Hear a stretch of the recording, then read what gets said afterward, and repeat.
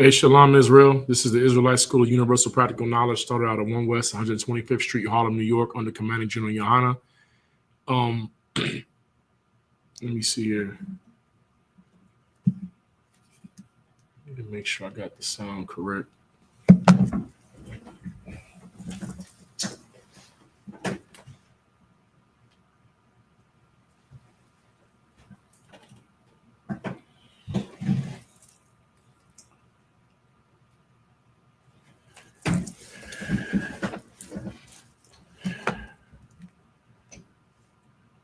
If anybody's in the chat, if you could just verify that you can hear me. 1 second. Salaki for the delay.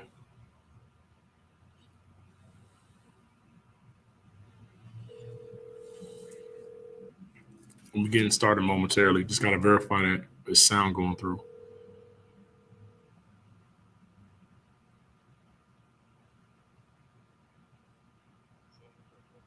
Hey, Caucus, I go on to the Sabbath service and let me know if you can hear me.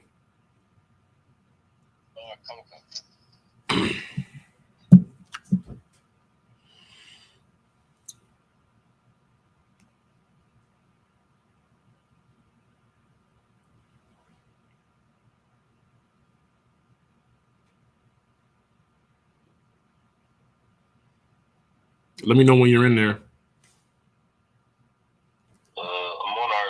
I'm on our page right now. I don't see the video. Let me see. Here.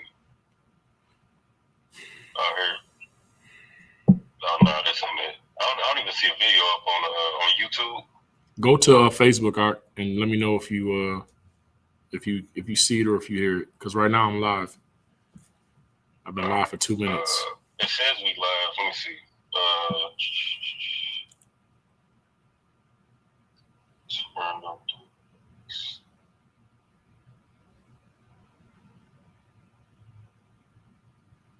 I might need to call you back just to see.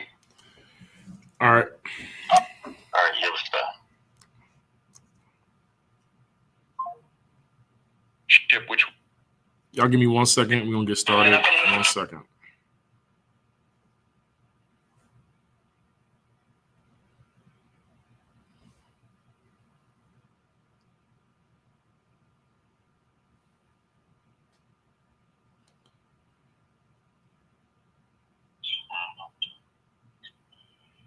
All right, here we go. Okay, I hear it. No sweat.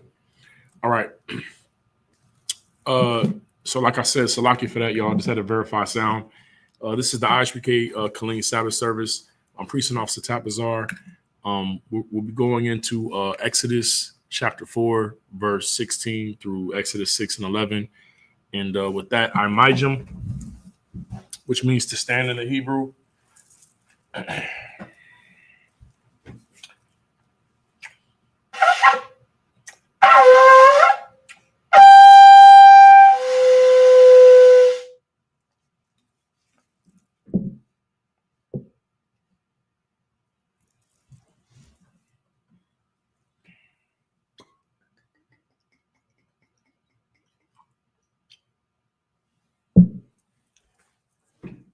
La Yashala.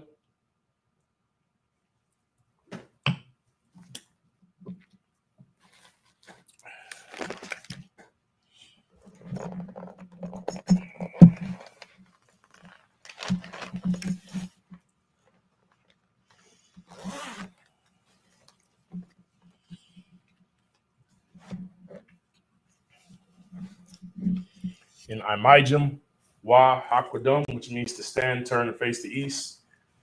And we're going to do the prayers. This is the Lord's Prayer in the Hebrew.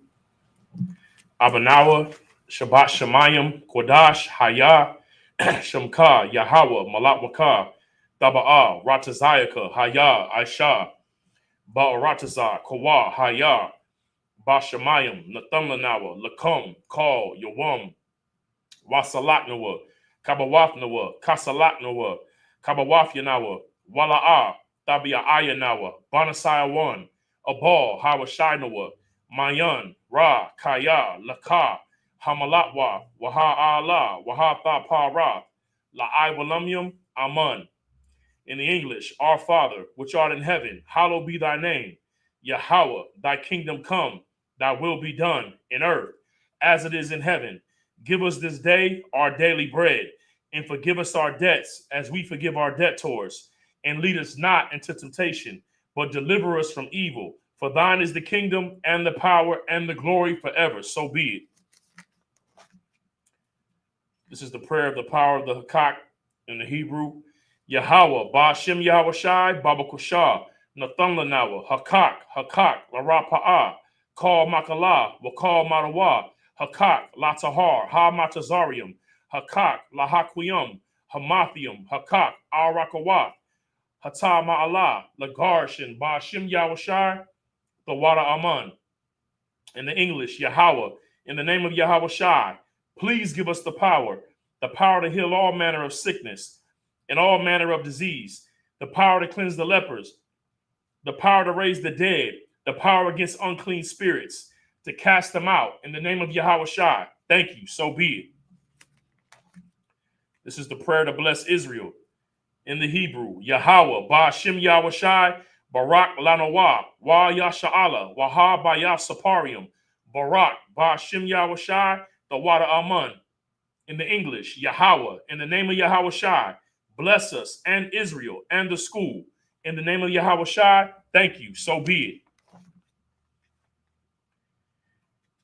This is Psalms 121 in the Hebrew. Ashai Ayanya, Ahaharium, Ma'ayan, Yaba'a, Azariah, Ma'am, Yahweh, Aisha, Shamayam, Wa Aratazah, Al Yathan, Lamawat, Ragalka, Al Yanawam, Shamarka, Hana, La'a, Yanawam, Wala'a, Yayashan, Shawamar, Yasha'ala, Yahweh, Shamarka, Yahweh, Tazalka, Al Yad, Yamyanka, Yawamam, Hashamash, La'a, Yaka, Yaka, Wayarak, Balayala, Yahweh, Yashamarka, Makal, Ra'i, Yashamar, Aknapashka, Yahweh, Yashamar, Taza'atka, Wabawa'aka, Ma'atad, Wa'ad Awalam. In the English, I will lift up mine eyes unto the hills, from whence cometh my help. My help cometh from Yahweh, which made heaven and earth. He will not suffer thy foot to be moved. He that keepeth thee will not slumber. Behold, he that keepeth Israel shall neither slumber nor sleep. Yahweh is thy keeper. Yahweh is thy shade upon thy right hand. The sun shall not smite thee by day, nor the moon by night. Yahweh shall preserve thee from all evil. He shall preserve thy soul. Yahweh shall preserve thy going out and thy coming in from this time forth and even forevermore. Psalms 83 in the Hebrew. Alahayim, Al Damayalaka, Al Thakarash, Wa Al Thashakwat, Al Kayahana, Iwayabaka, Yahama Yawan, Wa Ma Shanayaka, Sha'a Wa Ra'ash, Al Imaka, Yairam Wa Sawad, Wayata Atazawa, Al Tazapawanyaka, Amarwa, Lakawa, Wanakyadum, Magalia, Wala'a, Yazakar, Sham Yasha'ala, Iwad, Kaya, Nawa Aitazawa, Lab Yakadwa, Alyaka, Barya, Yakarthwa, Ahalia, Adawam, Wa Yashama Alyam, Ma Wa'aba, Wa Hagarium, Gabal, Wa Amawan, Wa Amalak, Palashap, Am Yashabia, Tazawar, Gamashawar, Nalawa, Imam, Hayawa, Zarwa, Labanya, Lawat, Salah, Aisha Lahum, Kamadian, Kasa Yasara, Kayabian, Banakal, Kwayashwan, Na Shamawad, Salakia, Na Shamadwa, Ba'ayan Da'ira, Hayawa, Daman, La Adama, Shayatamwa, Na Dayabwa, Salakia, Na Dayab Mawa, Ka'arab, Wa Kazaba, Wa Kazabak, Wa Katazalmanai, Kal Nasakamwa, Ashar, Amarwa, Na Yashara, Lanawa, Af, Nawaf, Alahayim, Alahaya, Shayatamwa, Kagargala, Kakwash, Lapanya, Rawaka, Ka'ash, Taba'ira, Ya'ira, Waka Lahaba, Talahat, Haryam, Khan, Taradatma, Basa Irika, Wa Basawapathka, Tha Balahum, Mala'a, Panyahum, Kwalawan, Wa Yaba Kwashwa, Shamka, Yahawa, Yabashwa, Wa Yaba'awa, Aya Ai, Wa Yakaparwa, Wa Ya Abadwa, Wa Yadaiwa, Kaya, Atha, Shamka, Yahawa, Labadka, Al Yawan, Al Kaharatazah. In the English, keep not thy silence, O power, and hold not thy peace, and be not still, O power. For lo, thine enemies make a tumult, and they that hate thee have lifted up their head. They have taken crafty counsel against thy people, and consulted against thy hidden ones. They have said, come, let us cut them off from being a nation, that the name of Israel may be no more in remembrance. For they have consulted together with one consent. They are confederate against thee, the tabernacles of Edom, and the Ishmaelites of Moab, and the Hagarenes, Gabal, and Ammon, and Amalek, the Philistines, with the inhabitants of Tyre. Ashur is also joined with them. They have hope in the children of Lot. Salah, do unto them as unto the Midianites, as unto Sisera, as to Jabin, at the brook of Kison, which perished at Endor. They became as dung for the earth. Make their nobles like Oreb, like Zeeb, yea, all their princes, as Zabah and as Zalmunna, who said, let us take to ourselves the houses of the power in possession. O my power, make them like the wheel, as the stubble before the wind, as the fire burneth the wood, as the flame setteth the mountains on fire. So persecute them with thy tempest, and make them afraid with thy storm, and fill their faces with shame, that they may seek thy name, O Yahweh. Let them be confounded and troubled forever. Yea, let them be put to shame and perish, that men may know that thou, whose name alone is Yahweh, art the most high over all the earth. This is the prayer of the blessings in the Hebrew. Barakatha Yahweh, wa Yahweh Shai, wa Mayaka Allah, wa Alahayim, Matazabaya, Alawap Yahana, ha Alawapium, ha Saranium, ha Kotazayanium, ha Kayalyum, wa ha Akwathian, Yahweh, Ba'ashim Yahweh Shai, the Wada Aman. In the English, bless you, Yahweh, and Yahweh Shai, and Michael, and the angels, commanding General Yahana, the generals, the captains, the officers, the troopers, and the sisters. Yahweh, in the name of Yahweh Shai, thank you, so be it. This is the curses. Blessed are you, Yahweh, King of heaven and earth, and all things living. Yahweh, in the name of Yahweh Shai, listen to us now, right now.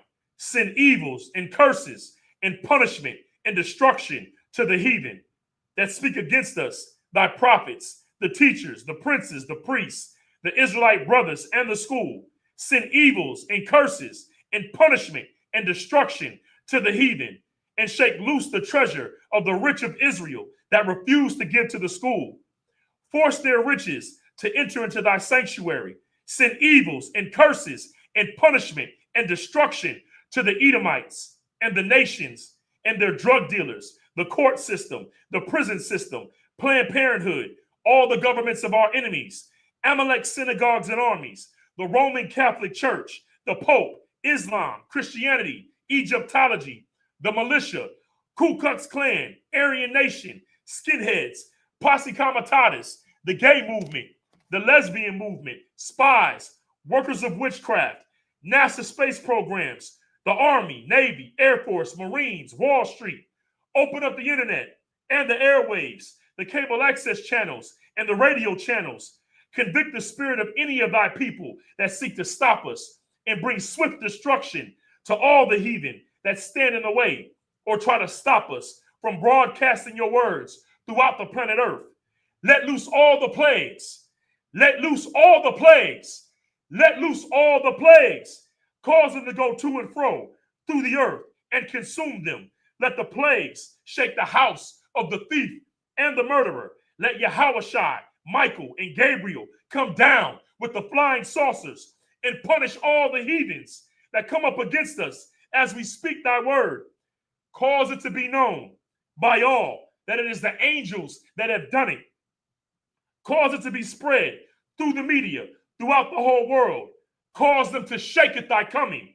In the name of Yahweh Shai, thank you always. So be it.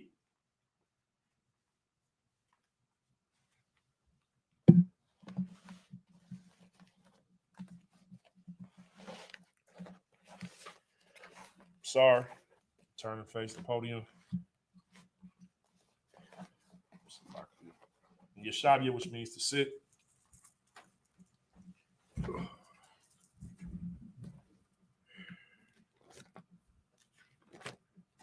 Shalom, Israel.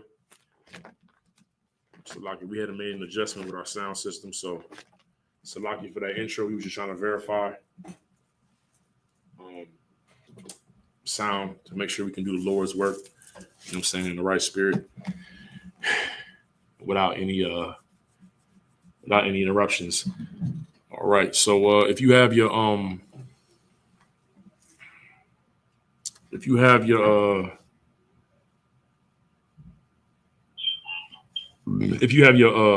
Bible Hub app, you want to go to the interlinear portion to be able to follow along in the Hebrew. We'll be starting at Exodus chapter 4, verse 16, reading all the way to I believe Exodus chapter 6, verse 10. All right, give me 1 second. Get there with y'all.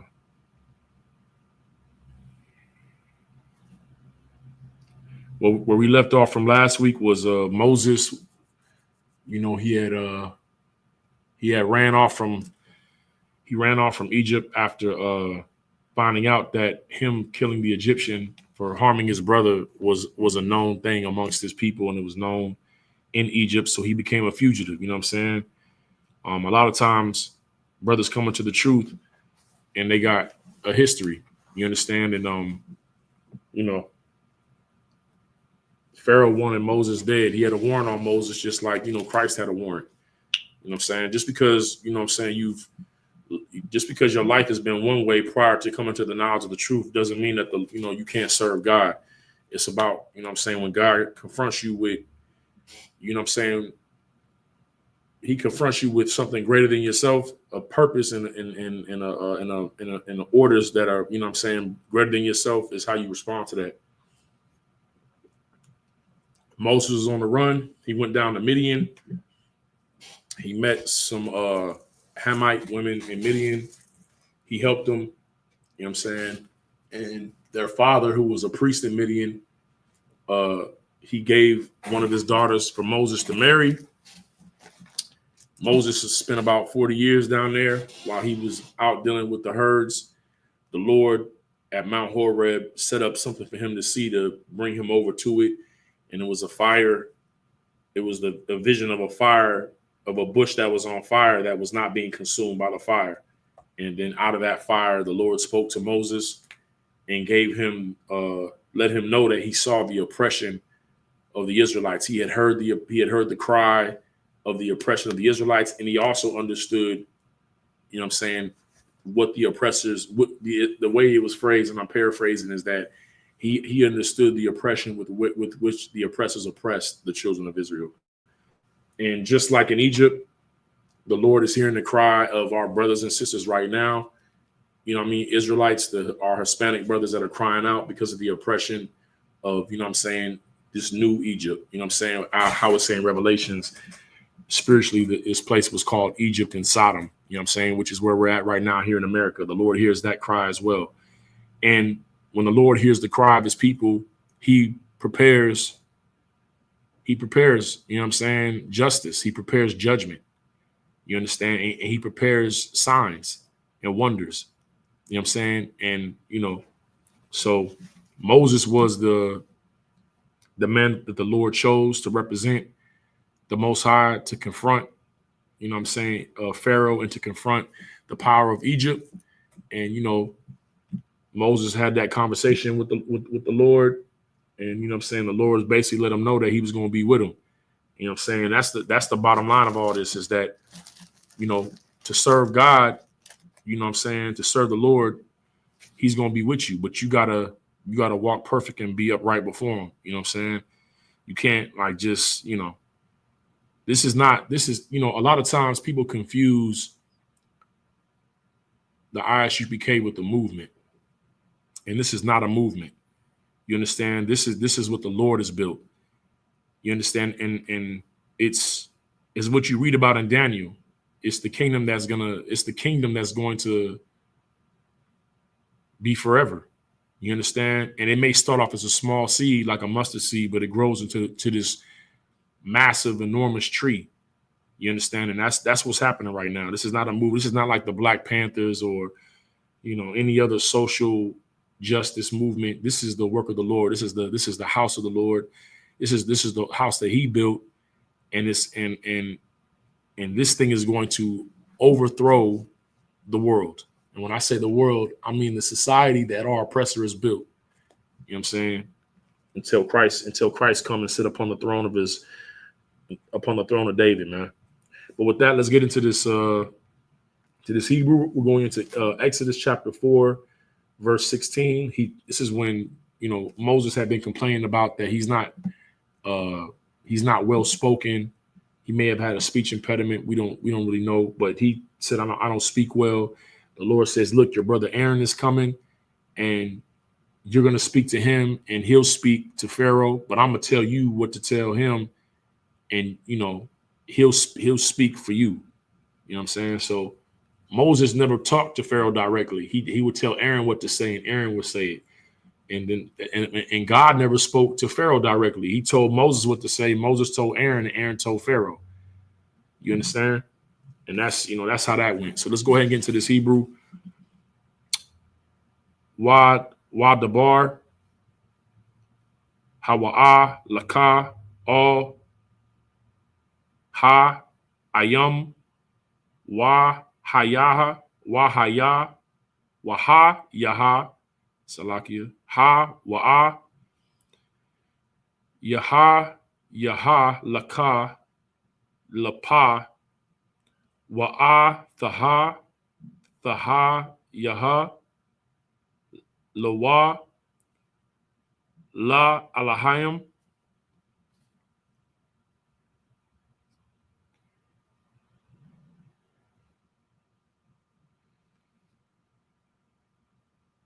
And then let me see here.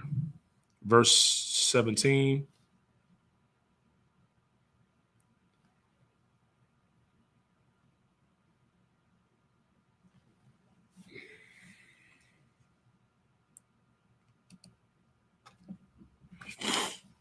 Wa'af. Hold on 1 second, y'all. Give me 1 second.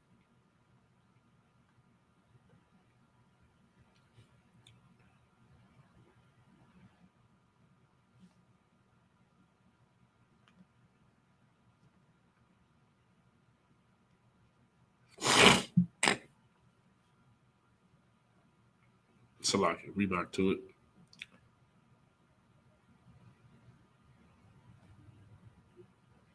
Wa'af, ha, mataha, ha zaha,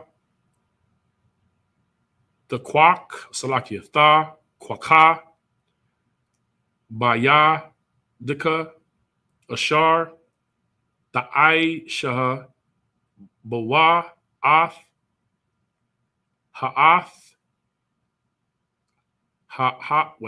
Salakia, Hatha,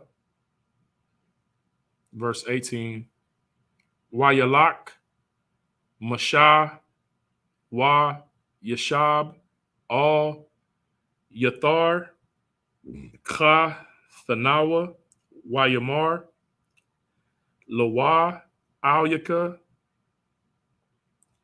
Na'a, Wa'a, Shawa, Baha, All, Khaya, Ashar, Ba, Matsarayim, Salakia, Ba, Matazarayim, Wa'a, Ra'ai, Ha'ai, Wadam,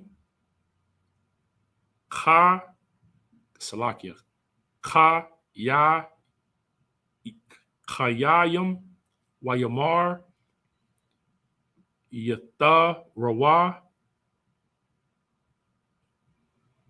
La, Masha, Laka, La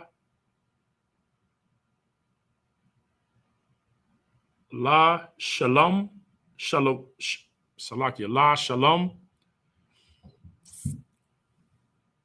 Wayamar, Yahweh, All, Masha, Bama Dayan Laka Shab Ma Tazarayim Kaya Mataiwa Kal Ha'a Nashayam Ha Maba Kwashayam.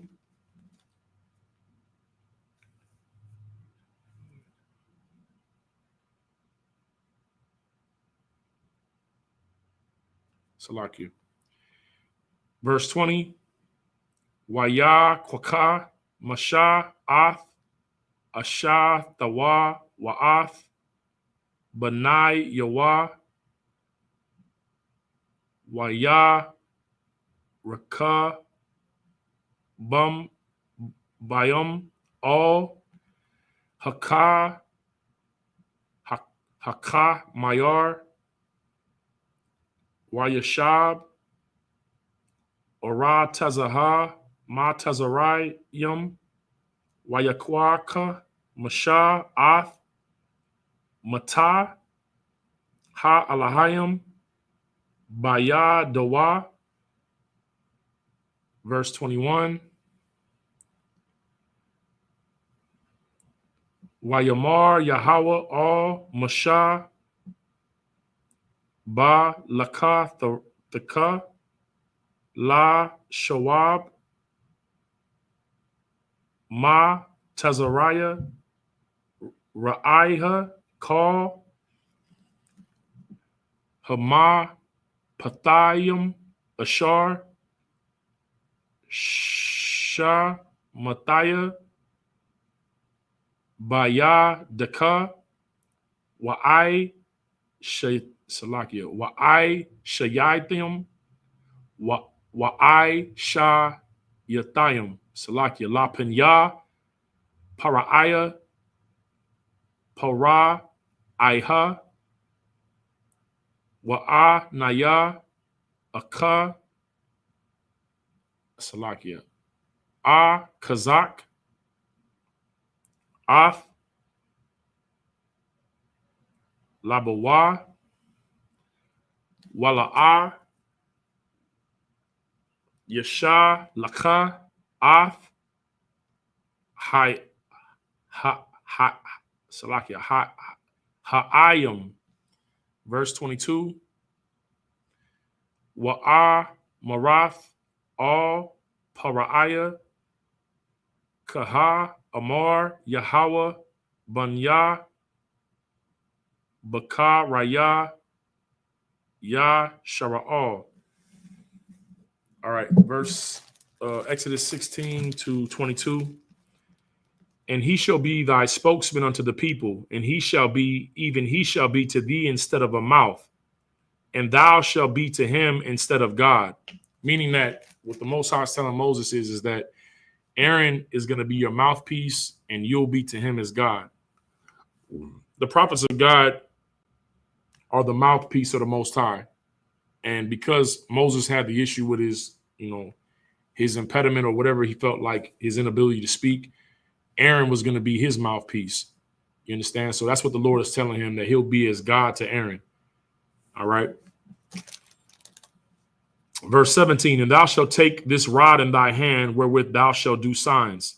This was going to be one of the tools and weapons that Moses had when he goes up to Pharaoh to speak the words of God about freeing the people of God, the children of God, the 12 tribes. And that will be one of the weapons that he will utilize, is the rod that he gave him, which we saw from the last Sabbath service, that the Lord had him throw it down and it became a serpent. And then the thing, he grabbed it by the end and it became a staff or a rod again. Right. And Moses, verse 18, and Moses went and returned to Jethro, his father-in-law, and said unto him, let me go, I pray thee, and return unto my brethren, which are in Egypt. This is one thing about Moses that you always see, is that he had a sense of integrity and a sense of duty. Even when he was in Pharaoh's house and he saw the suffering of his people, he didn't try to stay comfortable in his house. You have a lot of people that they don't want to serve. They just want to serve themselves. You understand? And as long as they're comfortable, that's the gauge for how their life is going, right? It's their level of comfort. But when you serve the Most High, it's like what I'm paraphrasing when I believe it was Paul or Peter that may have been speaking about Christ. It said, let us not mind the things of ourselves, but mind the things of others, and this mind which was in Christ. You know, Christ didn't come to be served, he came to serve. You understand? And when Moses had the comforts of Egypt and the riches of Egypt and the treasures of Egypt, being, you know, Pharaoh's daughter's adopted son, he didn't seek his own comfort. He sought the comfort of others. He sought to serve others. And that's why he went out and chose to suffer the affliction of the oppression with his people. And when he saw an Egyptian harming his brother, he took his life. Now that wasn't wise, you understand, but the spirit of it is that he didn't want to see his people suffering. You understand? And he wanted to be a defender of his people. You understand? And he left the comforts of Egypt and went amongst his people. And then when he made that decision to take that Egyptian's life, he left Egypt and found comfort again, you know what I'm saying, amongst another nation, heathens, and one who he married, you know what I'm saying, and he's living there, and you know he had a comfortable situation, but yet again, he was willing to leave that comfort zone and leave that you know, the life that he had built for himself, you know what I'm saying, after, you know, being on the run, and go back to the place, you know what I'm saying, where he was a fugitive and where he had a warrant to go do the work of God. That's a heavy thing when you got something over your head, guilt or you know, a criminal past, and you go right back to the place where they're looking for you. You know, you had a bounty on you. So, and that takes faith, courage. You know what I mean? The Holy Spirit. And that's what Moses did. But people that, you know, they hide in their comforts and they hide behind their comforts and being comfortable, and, you know, they don't want to go beyond themselves, they can't ever serve God. You understand? Because, you know, this is why Christ said that he who puts his hand to the plow and looks back, he's not fit for the kingdom.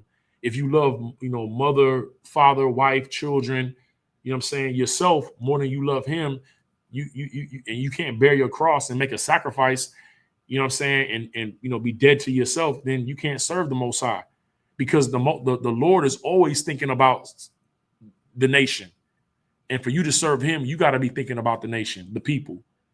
You understand? The flock, the sheep. All right. And he tells his father-in-law, I pray thee, let me return unto my brethren, which are in Egypt, which are in bondage. Right. And see whether they be yet alive. And Jethro said to Moses, go in peace. Verse 19, the Lord said unto Moses in Midian, go, return into Egypt, for all the men are dead which sought thy life. That's heavy, man. Moses had already made the decision to go back. And then the Lord tells Moses, go and return into Egypt, for all the men that are dead which sought thy life. That's heavy, man. You know what I'm saying? Sometimes you're not going to find out how the Lord had set some things up until you just, that's why faith is about following the order. You know what I'm saying? The scriptures say that it's impossible to please God without faith. The Lord ain't going to explain everything to you. He just tell you what to do. And, you know, you got people that follow orders, people that don't follow orders. And that's why they never get to see the salvation of God or the miracles, because they you know, they want some type of proof first. You know what I'm saying? But that's not how this works. The Lord told Moses to go. He went. And as he went, following the order, the Lord was like, don't worry about it. Everybody's dead that was looking for you. You know what I'm saying? But if the Lord give you an order, trust and believe he's going to set up the situation for you so you could do what he said to do. You know what I'm saying? He's a defender of those that do his will, not of those that resist his will.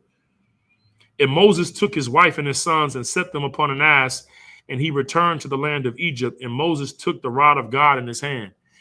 And the Lord said unto Moses, when thou goest to return into Egypt, see that thou do all those wonders before Pharaoh. Everything I showed you how to do with that rod, which you know, by putting your hand, you know what I'm saying, you know, under your, you know, your garment and pulling it out, you know, where it was showing he was a black man, and pulled it out, and then to show his hand pale, like he had leprosy. He said, make sure you do all these signs and wonders before Pharaoh, which I put in thy hand, but I will harden his heart, and he shall not let thy people go. Sometimes, man, the Lord will send a prophet to somebody. You know what I'm saying? He'll send a prophet, and the Lord when talk about the Lord hardened his heart, it meant that the thing that Pharaoh really wanted to do, the Lord allowed Pharaoh to be that. You know what I'm saying? Like there earlier on in Genesis, when Abraham went into, I think it was into the Mahamites territory, they ended up becoming the Philistines, I believe, but Amalek and and Abraham told Amalek or the people of that land that Sarah was his sister, or it could have been Isaac, I'm not sure, one of them. And Amalek took whether it was Rebecca or Sarah, I can't really remember right now, but he took her. And the Lord told Amalek in a dream, he was like, you better return that man his wife. He said, because he's a prophet of God. You better return that man his wife. Amalek in the dream was talking to the Most High, like, yo, I didn't know that was his rib. Like, he told me it was his sister. And then the Lord said, that's why I kept you from sinning against me. He said, return that man his wife, or I'm killing you and your whole nation. You know what I'm saying? So the Lord can, intervene in the situation, or he can let it go. And with Pharaoh, he's like, yeah, you're going to do all these signs and wonders, but I've already hardened his heart. He's not going to listen. You know what I'm saying? And sometimes the Lord, it's like, you speak this truth to people, and the Lord's letting their heart get hardened because they never was going to serve God in the first place. You know what I'm saying? Or because he want to show his power. Like right now, it don't matter what anybody say to Trump and his administration about the Hispanics. You know what I'm saying? The Lord is allowing everybody who follows, who worships Trump and has the spirit of Trump, their heart is hard. He's letting them do what they do. Why? Because he's going to show his power in the end. You understand? And you have to understand it. Like a lot of times our people, we feel like we can convince white people to be better, but they've proven and shown that their heart is hardened towards us, and the Lord has allowed that. You understand? But what we should do is not have a hardened heart towards each other. You understand? And we should do what the Lord say to do and love one another and support one another and gather ourselves together. You know what I'm saying?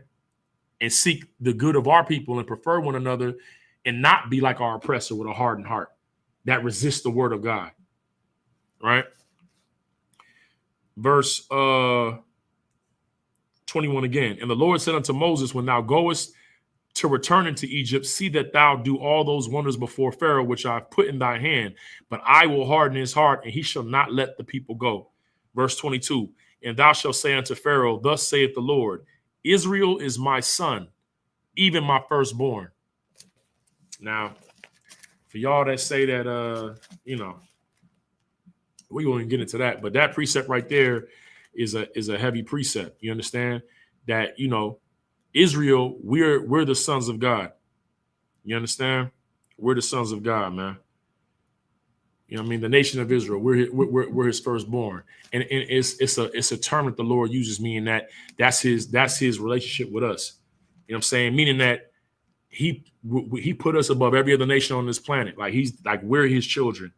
You know what I mean? That's it. People who want to say that God loves everybody, when did the Lord call any other nation his firstborn? Or call them his child at all?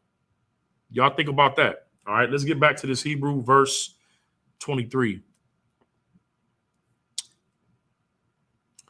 Wa amar al-yaka shalak ath banya wa ya'ai badai wa ya'ai badai naya wa thama slakia wa thama'an la shalach wa hana a nakaya harag af banka ba na salakia banayaka baka raka. Verse 24. Waya haya ba daraka ba malawan waya paga shahawa Yahweh waya bakwash Ha Mayathawa Wa Thaquak Salakia Wa Tha Quaka Tazapa Raha Tazara Wata Karath Ath I Relath Banya Wata Gaai La Raga Lanayawa Wathamar Kaya Ka Thawa Salakia Katan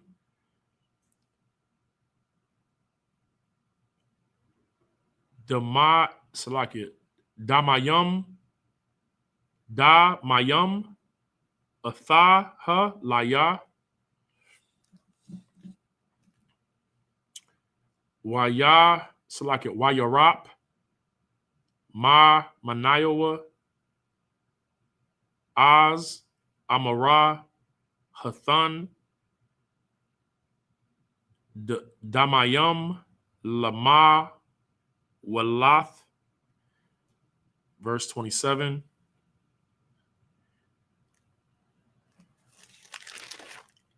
Wayamar Yahweh all Aharon Lak Laqua Ra'ath Mashah Hama Daba Ra'aha Wayalak Waya Paga Shawah Bahar Ha Alahayim Wayashak Lawa. Verse 28. Wayagad Mashah Laharan Ath Kal Dabara Salakia Da Baraya Yahweh Ashar Shalah Kawa Wa'ath Kal Ha'a Tha Salakia Ha Hath Thath Ha'ath Ashar Tazawahawa. Verse 29, Wayalak Mashah Waharan Waya Asa Pawa Ath Kal Za Quanaya Banya Yasha'al. All right, let me see here.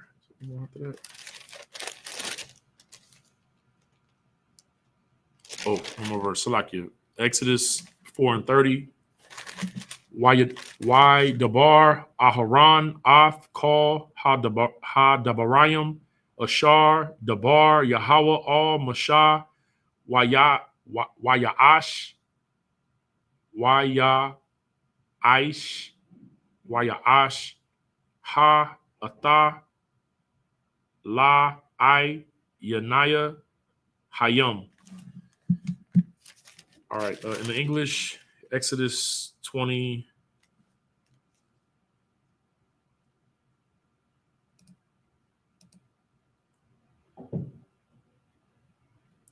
Good night, man.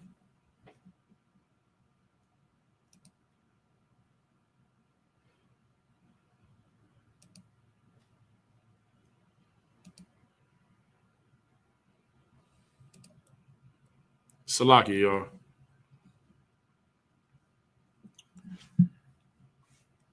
If y'all in the comments, just put a one if you can still see me.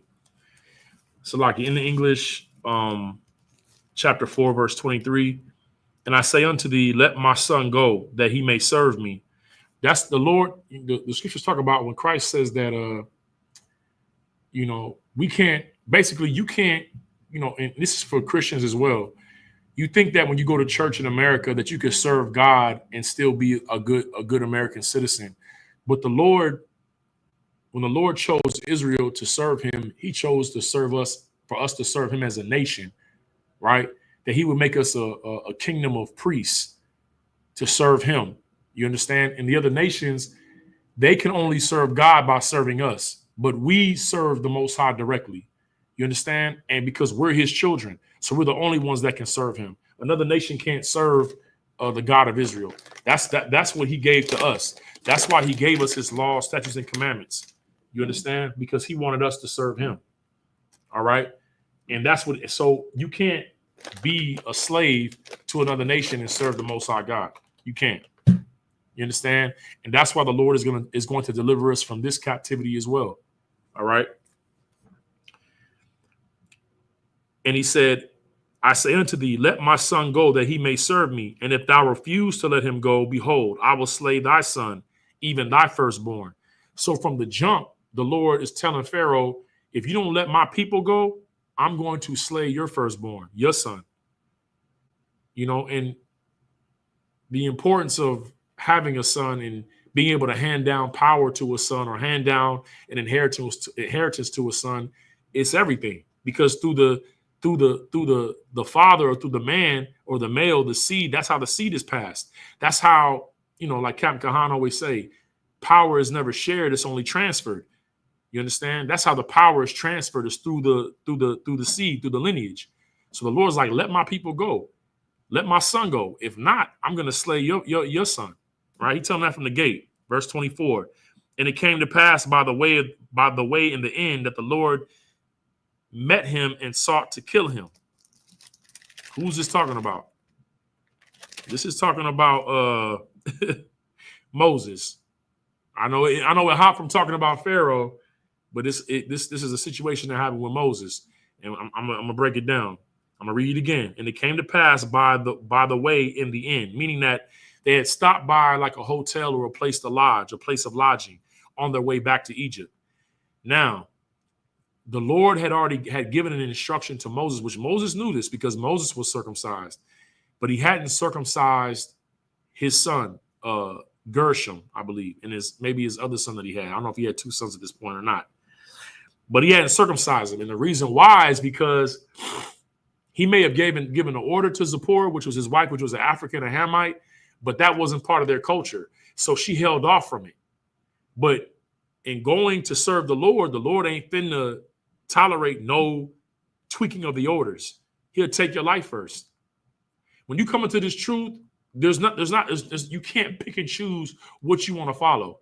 You know, when the Israelites were following Moses in the wilderness and Moses would give out an order, you know, they trying to say that Moses is taking too much upon himself, that, you know, that they're chosen people too, and that they ain't got to do everything Moses say. And the Lord killed him for it. He killed him for it. He took him out. And that's why Moses said, if I be not a prophet of God and you know, the Lord don't do something that's never been done before, then I'm no prophet of God. And he said, you know, that the earth would swallow you up whole. And that's what happened. They're standing there arguing with Moses about how they're not going to do what he said. And then the Lord opened the earth up like a sinkhole and destroyed them. So now Moses, being the man that he's going to go send to Pharaoh, you know what I mean, against the power of Egypt to free his people, how is he going to send him there and he's not even following the order that he gave him, which is what? To circumcise his son. Why? Because his wife is, you know, doesn't believe that that's how she's supposed to move. So he's going to kill him for that. So he said, and it came to pass by the way in the end that the Lord met him and sought to kill him. He was going to take Moses out. That's how serious the Lord is about following orders. Then Zipporah took a sharp stone and cut off the foreskin of her son and cast it at his feet. She ran and was like, to get it done. You understand? And said, surely a bloody husband thou art to me.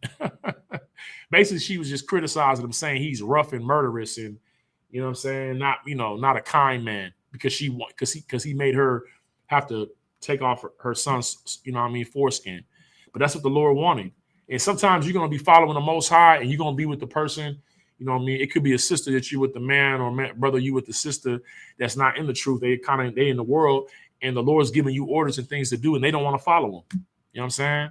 You know, it's not a problem, because either they're going to choose to do what the Lord said or not do it.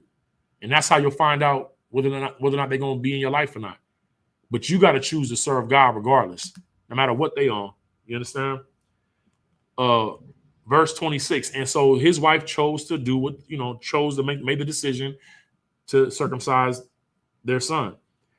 Verse 26. So he let them go because the Lord was going to kill them for not doing what he said. You know what I'm saying? The Lord is not a gentleman.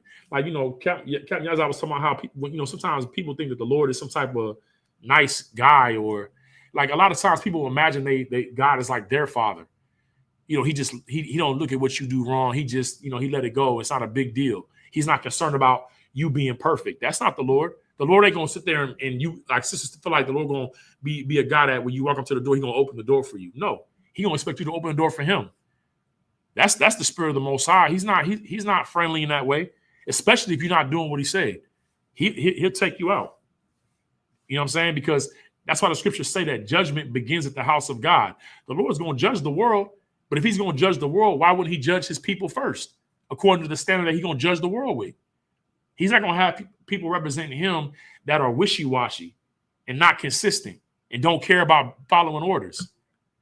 Nah, it's not going to happen like that. You understand? He would have killed Moses, her, and the child, and chose somebody else. You're replaceable. You're not important, like how you think you are in your own head.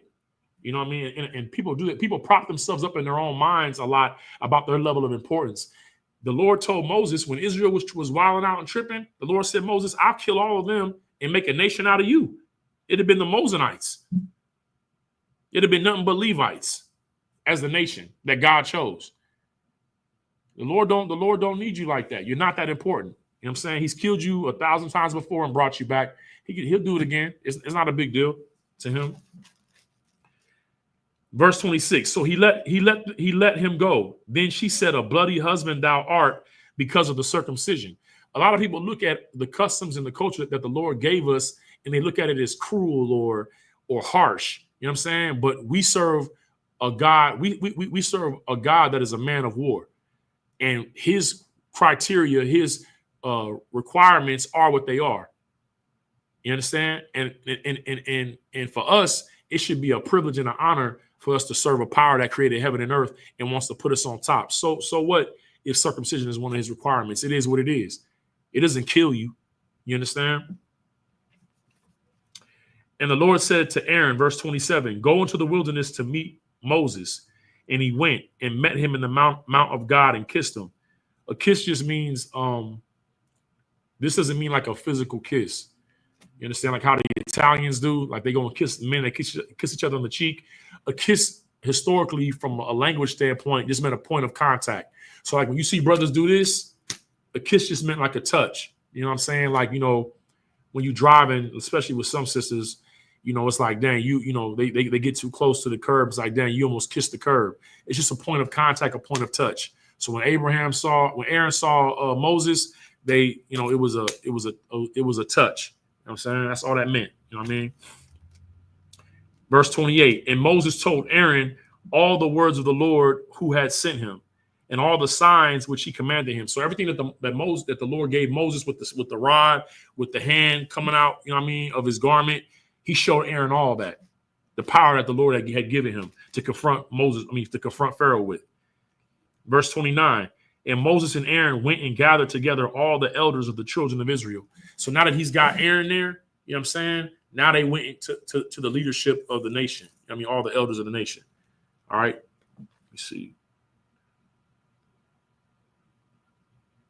Okay. Let's keep reading. In the Hebrew, Exodus 4:31. Waya Aman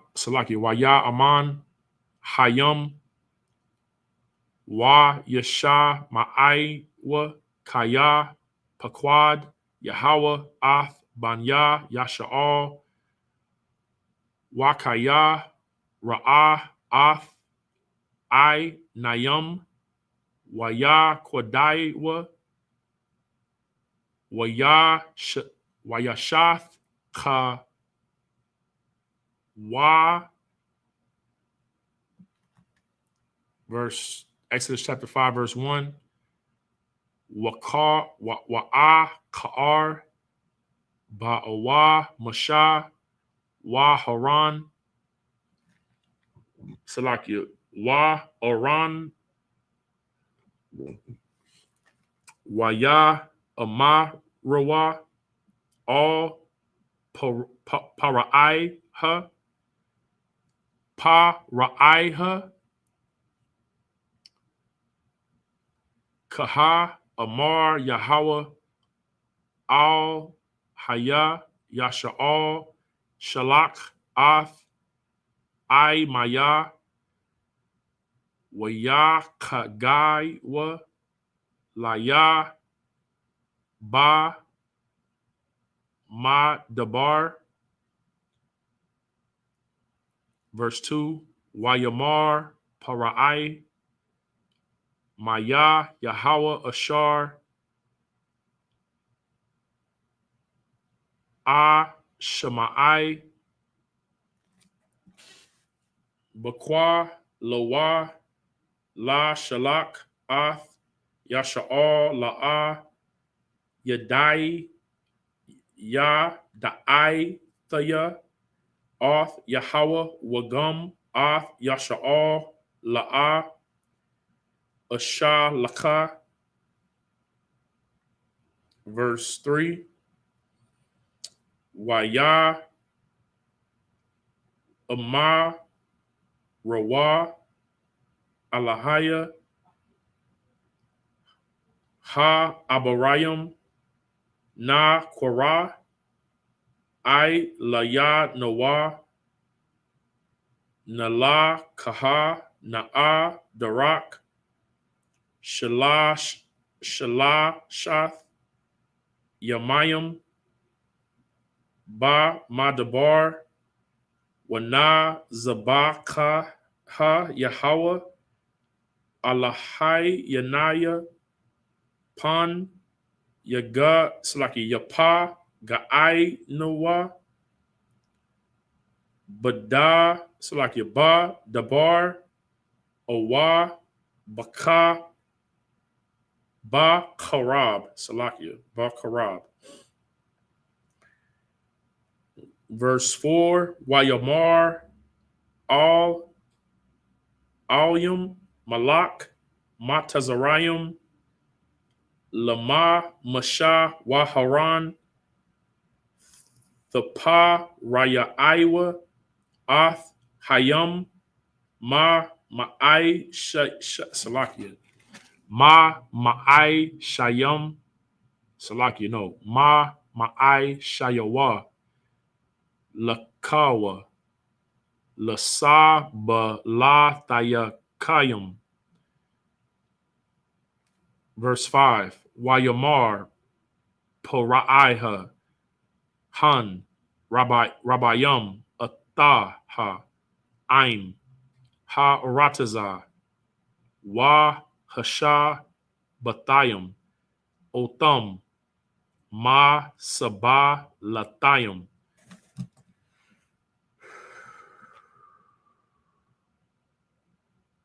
All right, Exodus 4:30 to chapter 5, verse 5. And Aaron spake all the words which the Lord had spoken unto Moses, and did the signs in the sight of the people. And the people believed, and when they heard that the Lord had visited the children of Israel, and that he had looked upon their affliction, then bowed their heads and worshiped. You know, it's a heavy thing right there, man, because Moses went with Aaron and proved that the Lord was with them. And then when they understood that the Lord had considered their affliction and what they were going through, they bowed down and worshiped. Because why? Nobody was considering their pain. Nobody was considering what they were suffering. And for us as so-called Negroes, Hispanics, and Native Indians, the Lord is looking upon our affliction and our suffering here in this captivity. And the ISUPK is the mercy of the Lord. You understand that it is the place of refuge that the Lord has, you know, a little sanctuary that the Lord has granted us, seeing our affliction. And if we come into this, with, you know, willing to be changed, the Lord is going to bring plagues upon this nation. He's going to bring judgment upon this nation. You understand? And we should acknowledge that and be humbled by the fact that the creator of heaven and earth, he considers the affliction and the suffering and the oppression of his people to what? To bring us salvation. You understand? That's a, you know, that's why it says the mercy of the Lord is from everlasting to everlasting. You know what I'm saying? That the God of heaven and earth has considered us. You know what I'm saying? Verse 1, chapter 5. And afterward, Moses and Aaron went in and told Pharaoh. So they got an audience with Pharaoh, you know. And thus saith the Lord God of Israel, let my people go that they may hold a feast unto me in the wilderness. You know what I'm saying?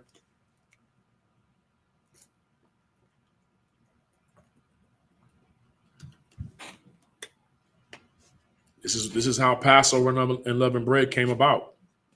That's why these feast days and rehearsing these righteous acts are so important. Commander Johnny every year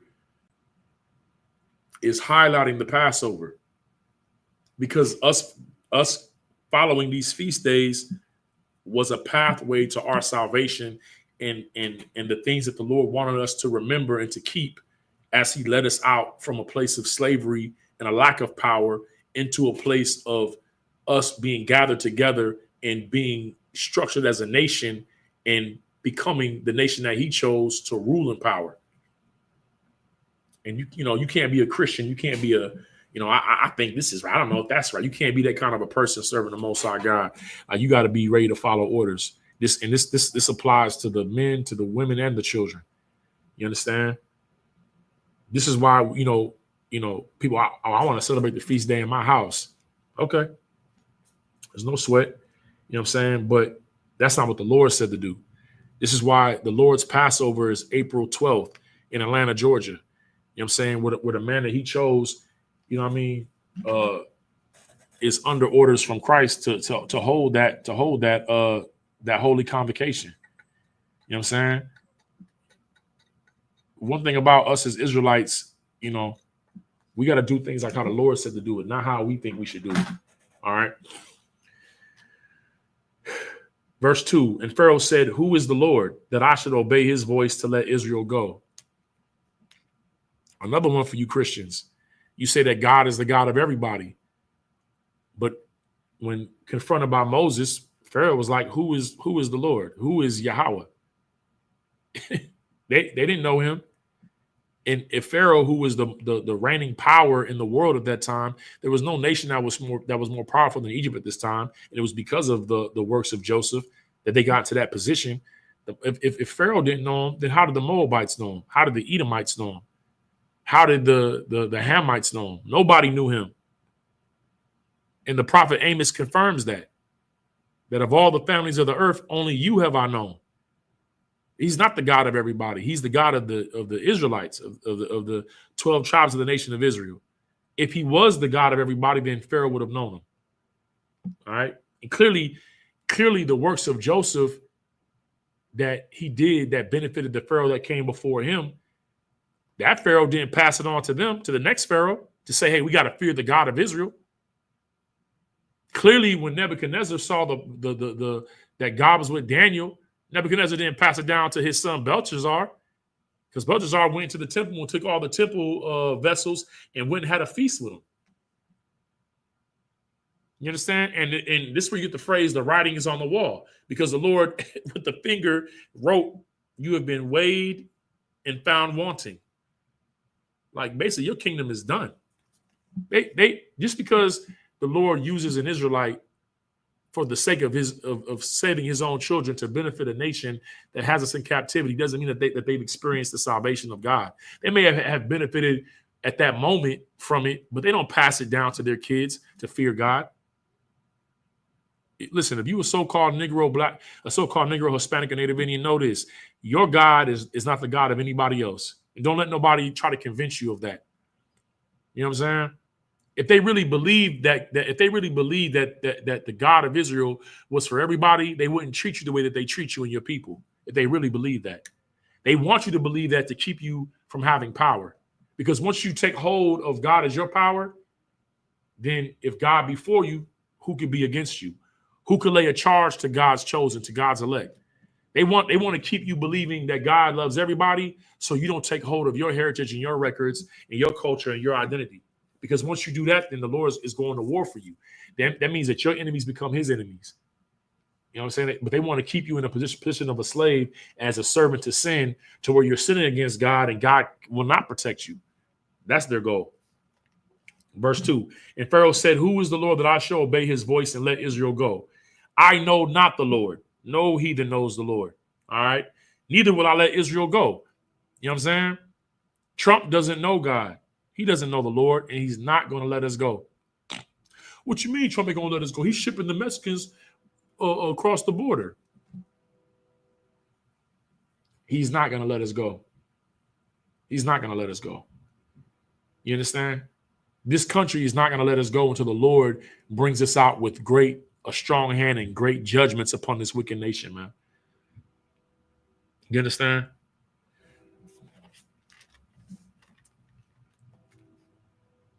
When Moses was a baby and Pharaoh saw that the children of Israel were growing in numbers, he laid upon them more oppression because their fear was that they would connect with another nation and because of their numbers take over Egypt.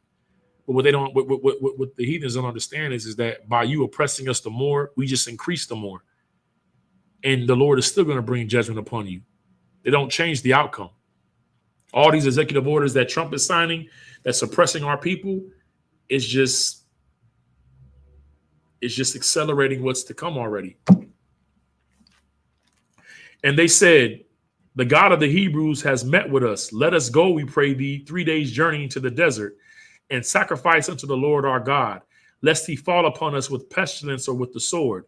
And the king of Egypt said unto them, wherefore do ye, Moses and Aaron, let the people from their works get you unto your burdens? What does that mean? I'm going to read that again. That's heavy. Good night.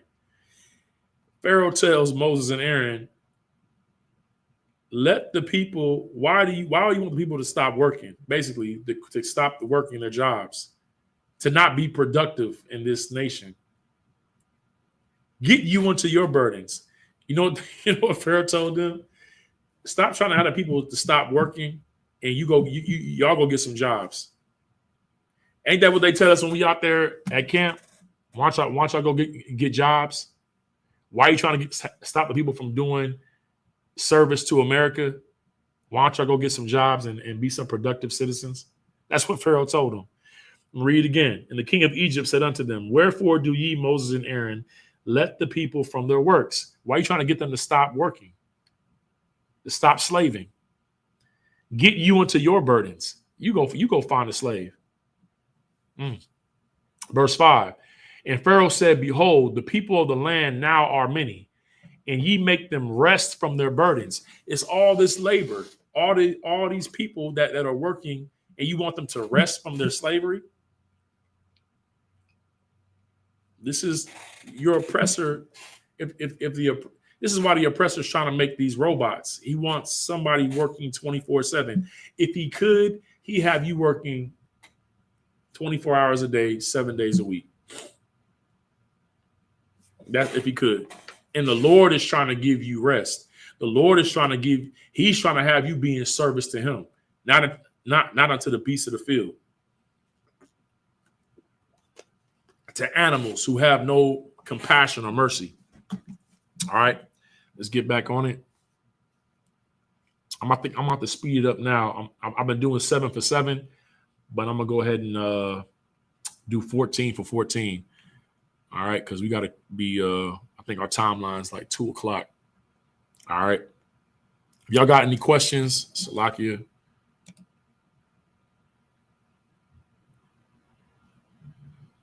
We got another silly individual. This is Sabbath service. This is not the time for a debate. If you want to debate, you can go on Cross the Line radio with Captain Tazariak on Thursdays. It starts, I believe, 8 p.m. Central, 9 p.m. Eastern time. And you can have a debate with Captain Katazar and Captain Tazariak. This is Sabbath service. It's not a place for debate. Whoever you are, you know what I'm saying? It amazes me the vanity of people. Good night. But moving on, let's get to verse 6 in the Hebrew. We're going to knock down 14 verses in the Hebrew, then we'll read in the English. Waya tazawa paraiha ba yawam ha hawa'a ath ha nagashium ba'ayam wa'ath shata rayawa lamar. Verse 7. La'a Tha'a Sapa Salakia. Tha'a Sapawan. La'ath Thaban. La'aim. La Laban. Hala Banayim. Kath Mawa'al. Shalah Shayam. Hum Layakayo Salakia. Ya Lakaiwa. La Pasha Shawa. Laham Taban. Verse 8. Let's see. Yeah. Let's see.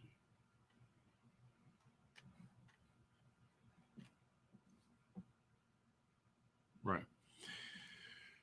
Wa'ath Ma Thakanath Hala Banaya Salakia.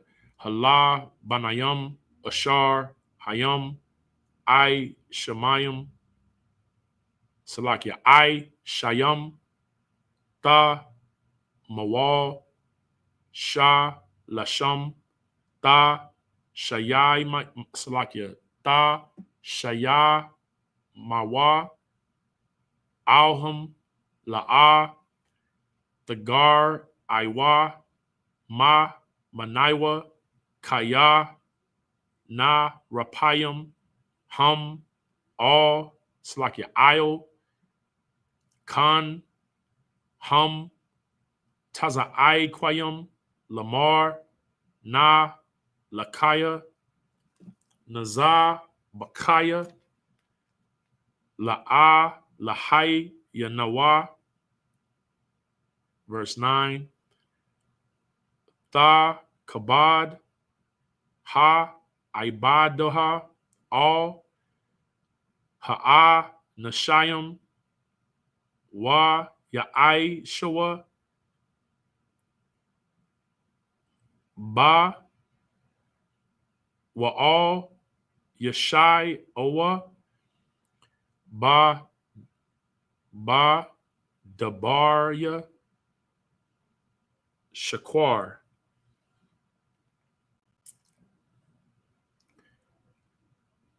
Waya Tazawa Na Gashaya Ha'aim Wa Shata Rayawa Wa Ya'a Maraiwa All Ha'aim Lamar Kaha Amar Puraiha A Yanai Naya Nathan Lakam Taban. Verse 11. Atham Lakawa Kwa Kaha Salaki Kwa Kawa Lakam Taban Ma'ashar Ta Matazawa'a Kaya Salakia Ta Matazawa Kaya Ayan Na Gara'ai Ma'ai Bada Thakam Dabar. Verse 12. Waya Pataza Hayam Bakal Arataza Matazarayam La Kwasha Kwash Lataban. Verse 13. Waha Naga Shayam A Tazayam Lamar Kalawa Ma'ai Shayakam Dabar Yawam Ba Yawa Salakia Baya Salakia Ba Yawam Salakia Baya Ba Yawa Mawa Ka'ashar Baha Yawath Ha Thaban. verse 14. Wayakal, Salakia, Wayakaiwa, Shah Taraya, Salakia, Shah Taraya, Banya, Yasha'al, Ashar, Shah Mawa, Alaham, Na Gashaya, Para'ai, Lamar, Mada, Waya, Salakia, Ma, Dawa'ai, La'a, Ka, Layatham, Ha, Salakia, Ka, Kwai, Kam, La, Laban, Kata, Mawa'al, no, Salakia, Kata, Mawa'al, Shala, Sham, Gum, Tama, Wa'al, Gum, Hayawam. Verse 15. Waya, Bawa, Shataraya, Sha, Taraya, Banya, Yasha'al, Waya, Taza'ai, Kwawa, All, Para'aiha, Lamar, Lama'a, Ta'ai, Shaha, Kaha, La'ai, Badaya, Salakia, La'ai, Baij, Yaka, Ibijaka. Verse 16. Taban, Ayan, Nathan, La'ai, La Ibid Yaka, Wala Banaya, Wala Banayim, A Morayim, La Nawa, Aishawa, Waha Naha, Ibidika, Makayim, Waka Ta'ath, Imaka. Verse 17. Wayamar, Nara Payam, Atham, Nara Payam, All, Khan, Atham, Amarium, Nala Kaiha, Nazar Bakaya, Yahweh. Verse 18. Wa'aithaha, Lakawa, Ibaidawa, Wataban, La'a, Ya Nathan, Lakam, Wata Lakan, Laba Nayam, Ta Tanaiwa. Verse 19.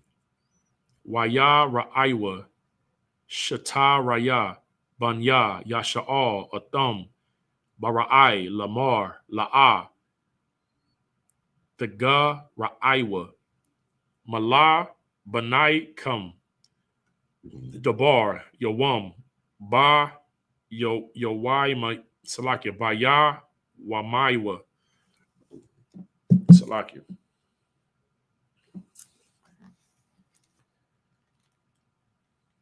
Verse 6. Exodus chapter 5, verse 6 to verse 19. And Pharaoh commanded the same day the taskmasters of the people and their officers, saying, so after Moses goes to Pharaoh and makes the, makes the demand to let our people go, Pharaoh says what he says, get back, go find a job, y'all get to work. We're not letting all this labor force not work. Pharaoh goes and tells the taskmasters, of the people and their officers, saying, ye shall no more give the people straw to make brick. What does that remind you of? There's no more DEI. It made it harder on the children of Israel, harder on the people of God to be able to earn a living, which was already slavery. You understand? But they made it more difficult, right? You shall no more give people straw to make brick as heretofore. Let them go and gather straw for themselves. You understand? Let them figure it out. We're eliminating DEI, diversity, equity, and inclusion. Let them figure it out. If you had a federal job that you just acquired in the first 2 years, you've only been on for 2 years, you're eliminated. You go figure it out. If you have 100% VA coverage from the VA from serving the military and you're on SSI, now we reduce your SSI down to 30%. You figure it out. You figure it out. Making it harder on the children of Israel. A lot of you sisters out there, you know what I'm saying, you had that double minority clause where it gave you access to contracts, right? Because you're a female and a minority. Eliminated. Just now, I read this morning that Jeff Bezos with Amazon completely eliminated DEI from his company entirely. We gave them straw? Nah, don't give them straw. And they still got to make the bricks. They still got to make the bricks. You understand? It's putting more pressure and pain on the children of God, because you had Moses and Aaron come to under God's orders to say what? Let my people go so they can go and serve their God. Nah, they need to work, and they're not working hard enough. We're going to make sure that they work harder. That's the spirit of your oppressor. That's the spirit of, you know what I'm saying, the heathens that rule over you. All right. And the tale of the bricks, which they did make heretofore, ye shall lay upon them, and ye shall not diminish. What is the tale? The tale, when it says the tale of the bricks, it means the quota, meaning that what we required of them to do doesn't get lower because they got to go find the straw to produce it. So how does this translate?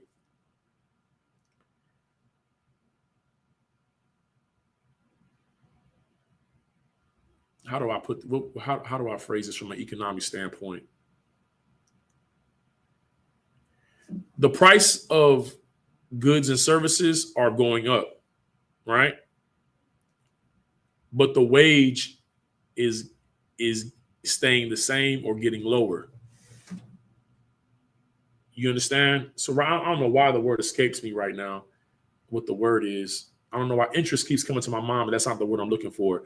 But basically, when the price of everything around you is going up, and then your ability to earn your wage stays the same, you're becoming impoverished. You're being relegated to poverty. Because why? You can't afford your basic needs, but you still got to go work those 16 hours or that overtime. But now you're working, you're laboring and working, but now it's like the price of bread has gone up. The price of eggs has gone up, but you still got to go out there and pay that rent. That rent hasn't changed. The rent has increased. You understand? What is it? The taxes on your house has gone up. The property tax has gone up, but your wages haven't gone up. You understand? This is what he's saying when he says the tale of the brick, which you did make heretofore, ye shall lay upon them. Ye shall not diminish aught thereof, for they be idle. Meaning that if they got time to come and tell and protest and complain about what they're going through, you know what I mean? Raise the minimum wage. They're not working hard enough. They got too much time on their hands to even think about and consider that they need more. You know what I mean? Increase keep the requirement the same, but take away their ability to meet that requirement. That's the spirit of your oppressor. That's the Lord allowing his heart to be hardened. Okay. All right. Let's keep going. Therefore they cry, saying, let us go and sacrifice to our God. Meaning that they got too much time on their hands to even think about going to go worship their God. Right.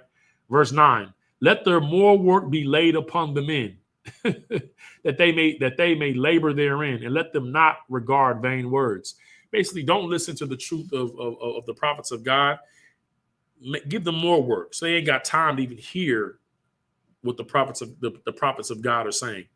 That's what's going on, and that's what your oppressor does. He puts you in a position to where you're working so much and you're trying to make ends meet. You know what I'm saying? And rub two pennies together that you even got the time to hear the voice of God. You know what I mean? But that's the sacrifice that you got to make. When Christ approached the disciples, they were fishermen. They were in the fishing industry. Y'all be watching probably that National Geographic, those dudes that be on the boats with the nets going to, you know what I mean, you know, gathering fish and all that. They were fishermen. That was their father. That was Peter's father's industry. He was in the footsteps of his father. The Christ came to them and said, hey, you're fishermen, but I'll teach you to be fishers of men. And they dropped their nets. They dropped their works. You know what I'm saying?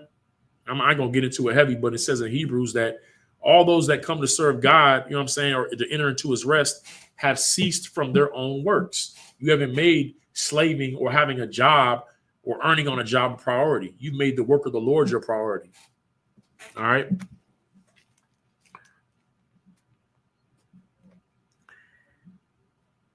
And the taskmasters of the people went out and their officers, and they spake to the people, saying, thus saith Pharaoh, I will not give you straw. It'd be like you go to a job, like a construction job or a job that, you know, that has like hazards. And you know how your job, they'll issue out PPE. PPE is like it's like protective equipment, like head, you know, the helmet, the eyeglasses, the vest with the, you know what I'm saying, with the neon on it, right? The steel toe boots. They give you the things that you need to be safe on the job or to get the job completed. It'd be like you go into the job and they say you got to buy your own PPE. We're not giving that to you, but you still got to go be here on time and get this requirement of work done. You understand? It'd be like you working at a warehouse and they say to you, you know, we're not going to give you, I mean, the forklift is here, but we're not going to give you the tanks to that run the forklift, the propane tanks. You got to go and buy your own propane tanks and run the forklift. That's what they were doing. You understand? Or if it was like you had to box up things in a warehouse, you got to go gather your own boxes. If you want to have this job, you get the boxes and bring them here and box the stuff up. But we're not giving you the boxes to box up, or we're not providing you the tape to tape down the boxes. This is what they were doing. Oppression.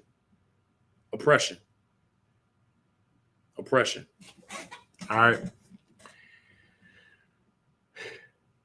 Go ye, get you straw where you can find it. Good night. Yet not aught of your work shall be diminished. So the people were scattered abroad throughout all the land of Egypt to gather stubble instead of straw, because where are they going to get straw from? Right? And the taskmasters hasted them, saying, fulfill your works, your daily tasks, as when there was straw. Get it done, even though you don't have the material to get it done. Pay your mortgage, even though we're not paying you a livable wage. Pay your rent, even though we're not paying you a wage that where you could pay your rent. Pay your utility bills, pay your child support, right? It's the oppression. It's the oppression.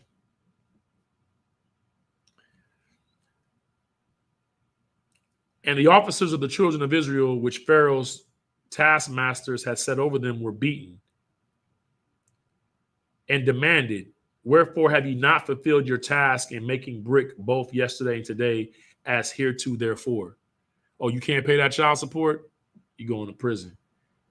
Oh, you can't afford these toll fees to drive to work, and you can't afford this gas, but you're not gonna be here on time because you late because you gotta take your kids to child care. You're fired, beaten. And then when you go try to get another job, oh, you were fired from your last job. You weren't a good employee. We can't hire you here. They make it to where you can't live. This is why it's so important for you to serve the God of the God of the living God. Excuse me, Salakia. He is the God of the living, but this is why it's so important for you to serve the living God. Because man don't live by bread alone. Everything that we need, the Lord can provide it, but you got to be willing to let go of this world and this society and serve your power. Because all they're going to give you is more oppression. Verse 15, then the officers of the children of Israel came and cried unto Pharaoh, saying, wherefore dealest thou thus with thy servants? Verse 16, there is no straw given unto us, thy servants, and they say unto us, make brick. And behold, thy servants are beaten, and the fault is thine own people, saying that your people put us in this position, and you're beating us for it. You're punishing us. What have the Hispanics done to be shipped across the border, to be called criminals and sexual assaulters and all these different things when they're in the fields picking strawberries, fruits, vegetables? So when you go to Walmart or you go to HEB, there's plenty of cucumbers, there's plenty of tomatoes, there's plenty of grapes. They're the ones in the field getting paid $1 an hour to do that. And they're still having to pay taxes into into Social Security, and they're paying taxes when they buy food and whatnot. What have they done to deserve that? Your people put us in this position. You're sending ICE to raid places of employment to gather to get the criminals. I've even heard that they're going to the schools to grab the children, so the people will come up there looking for their kids, and then they ship them all across the border, man. This is the spirit of your oppressors. All right. But he said, you are idle. You are idle. Therefore, you say, let us go and do sacrifice to the Lord. Basically saying, because you want to go serve God. That's why. Because you got too much time on your hands to be thinking about going serving a God outside of who? Outside of me. If you're not going to serve the oppressor, the so-called white man, if you ain't going to serve him, and you want to serve God, then you're going to feel tribulation. You're going to feel pressure and pain. Oh, the white man is the devil that the Bible speaks of? Okay. No problem. I got something for you. Yeah. So this is why when in the scriptures it says, when you come to serve the Lord, prepare your heart for tribulation. But get your mind right for tribulation. But if you endure to the end, you know what I'm saying? You'll be increased at your end. You understand? We're going to go through it serving the Lord. Christ went through it. If you can't suffer with Christ, how are you going to reign with him? Right? You can't love the world and love the Most High. You can't serve Trump and serve Christ. You can't be a Christian in this nation and then expect to be saved when Christ returns. You're going to be counted amongst those who he destroys. This is why it says they're going to say, Lord, Lord, did we not? He's like, I don't know you, you workers of iniquity. When my servants, the prophets, came and told you to keep the commandments and to keep the laws, you told them that you're not under the law. That's what you said to them, that you're under me. And then you went out there and committed adultery with your brother's wife, and you went out there and ate pork. Nothing that I ever did. You told the prophets of God that because I didn't eat pork, it gave you the right to eat pork. Because I died and didn't eat crab, shrimp, and lobster and was tortured and hung on a tree, that my death enabled you to go and sin against God. That's what you told them. So I don't know you. You that work lawlessness. That's what iniquity is. It's lawlessness. You that went and taught people that it was okay to not keep the law, to be lawless. You told them that they wouldn't have to suffer. That they could just, because I died. I died so they can live their best life. When I haven't even got my kingdom yet. So I died for you to have your kingdom before I get my kingdom? Okay. Okay, Christians. No sweat. Verse 18, go therefore now and work, for there shall no straw be given you, yet shall ye deliver that tale of bricks. You're going to make that quota. All right. Verse 19, and the officers of the children of Israel, these are the men that were set over the labor under the Egyptian officers. You understand? This is who was getting beaten. And all this is being done to put pressure on Moses and Aaron and to keep the people from doing what Moses and Aaron say. It was to undermine the authority of Moses and Aaron. It's like when you come and hear the truth of the Most High by the prophets of God, the ISUPK, and then you start to come to class and listen a little bit, and then you start experiencing things in your job where you might lose your job, or, because now you're wearing your dawada, the seal of David, and now you're getting, or you start growing your beard out, growing your hair out, you start experiencing a workplace harassment or pressure like on your job. That's the whole point of this, because for you to serve God, you have to become what? You have to be in the world, but not of the world. But what is the world? It's the society that your oppressor has created. And when we were captive in Greece, they made it illegal to call yourself a Jew, to circumcise your children. You understand? You had to become like a Greek, which was what? Shave your beard, right? Get lineups, put on a suit. And to some of our sisters, they think that's handsome. Why? Because they know, oh, he's conforming to this world. He's falling in line with the oppressor, with the white man. So he's a good-looking man. He's going to college. He's trying to get a degree. He's trying to make himself something in this world. Well, that's not what we are in the ISUPK. We're trying to make ourselves something in the world to come. Not the heaven that you think that when you die, you go there and you're going to live happily ever after in the clouds. We're talking about the world that Christ is going to create here on the earth. The kingdom of God. That's what we're fighting for. We're not laying up our treasures here on the earth where moth and rust doth corrupt and thieves break through and steal. We're laying up our treasures in heaven. And what is heaven? It's the rulership of Blacks, Hispanics, and Native Indians under our King Christ. That's the heaven that we're looking for. Right here. Revelations 5 and 10. You have made us kings and priests, and we will reign on the earth. All right. Let me see. From there, from 19, 1, 2, 3, 4.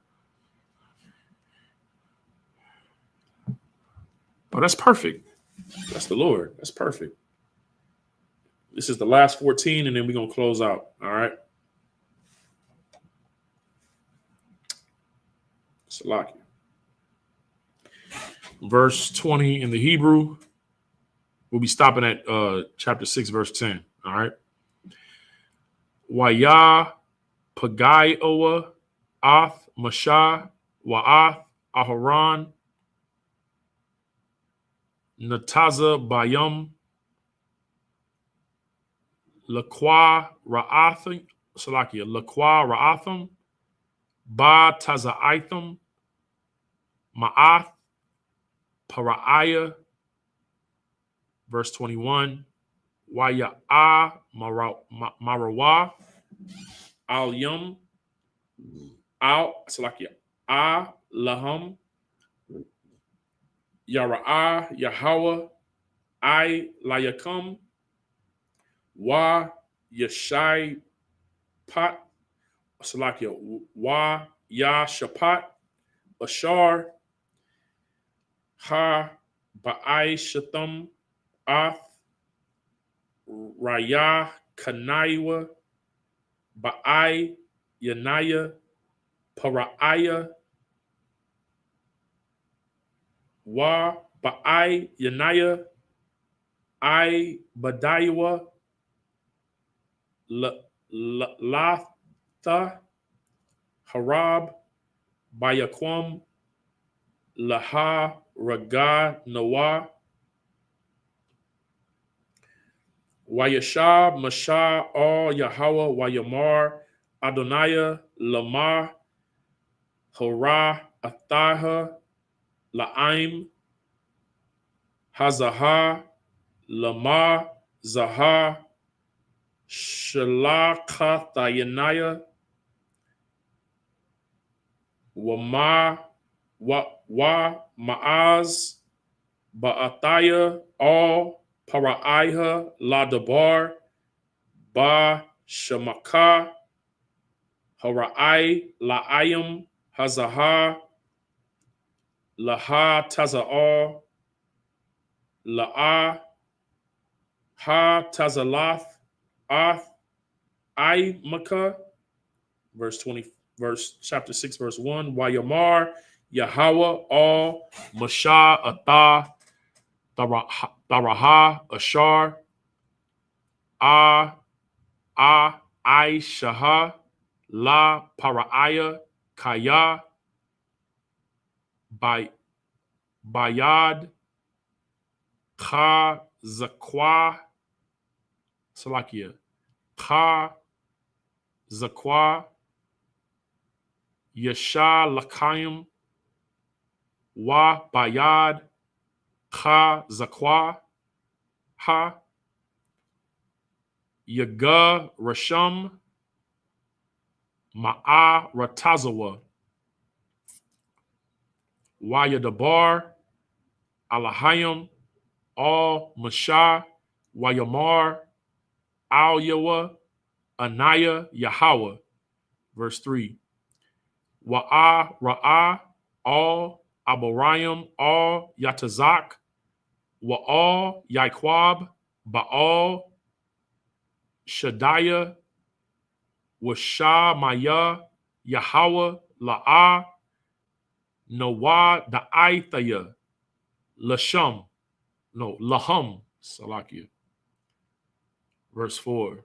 Wagum Ha Quamathaya Ath Barayathaya Ayatham La Ta'ath Laham Ath Aratazah Kanayan Ath Aratazah Maga Rahayim Ashar Garawa Baha. Verse 5. Wagum Anaya Shemai Aithaya Ath Na'a Quath Banya Yasha'al Ashar Matazarayim Ma'ai Dabayim Salakia Ma'ai Ba Dayam Atham Wa'a Zakar Ath Ba Rathaya Salakia Ba Rayathaya. Verse 6. Lakan Amar La Benya Yasha'al Anaya Yahweh Waha Wataza Athaya Athakam Mata Wa Salakia Ma Thaka Thath Ma Thakath Sabalath Matazarayim Waha Tazalathaya Athakam Ma'ai Badaithayum Waga Alataya Athakam Ba Zara Wa'ai Nata Wayaiha Waba Shapa Tayam Ga Dalayim. Verse 7. Wala Kwaka Thaya Athakam Laya La'ayim Waha Ya Yathaya Lakam La Alahayim Waya Da'aitham Kaya Naya Yahweh Alaha Yakam Ha Mawatazaya Thakam Ma Thakaitha Ma Thakath Sabah Lawath Ma Tazarayim. Verse 8. Waha Ba'athia Thakam All Ha'aratazah Ashar Na Sha'athia Ath Yadiah La Ta'ath Athaha La Abarayim La Yatazak La Yaiquab Wa Natha Thaya Athaha Lakam Mawa Rashaya Anaya Yahweh. Verse 9. Wayadabar Mashah Khan Al Banya Yasha'al Wala'a Shaha Ayowa Al Mashah Makwa Tazara Rawaka Wa Ma'ai Badaiha Kwasha. Verse 10. Wayadabar Yahweh Al Mashah Lamar. All right, this is the last 14. Let's see.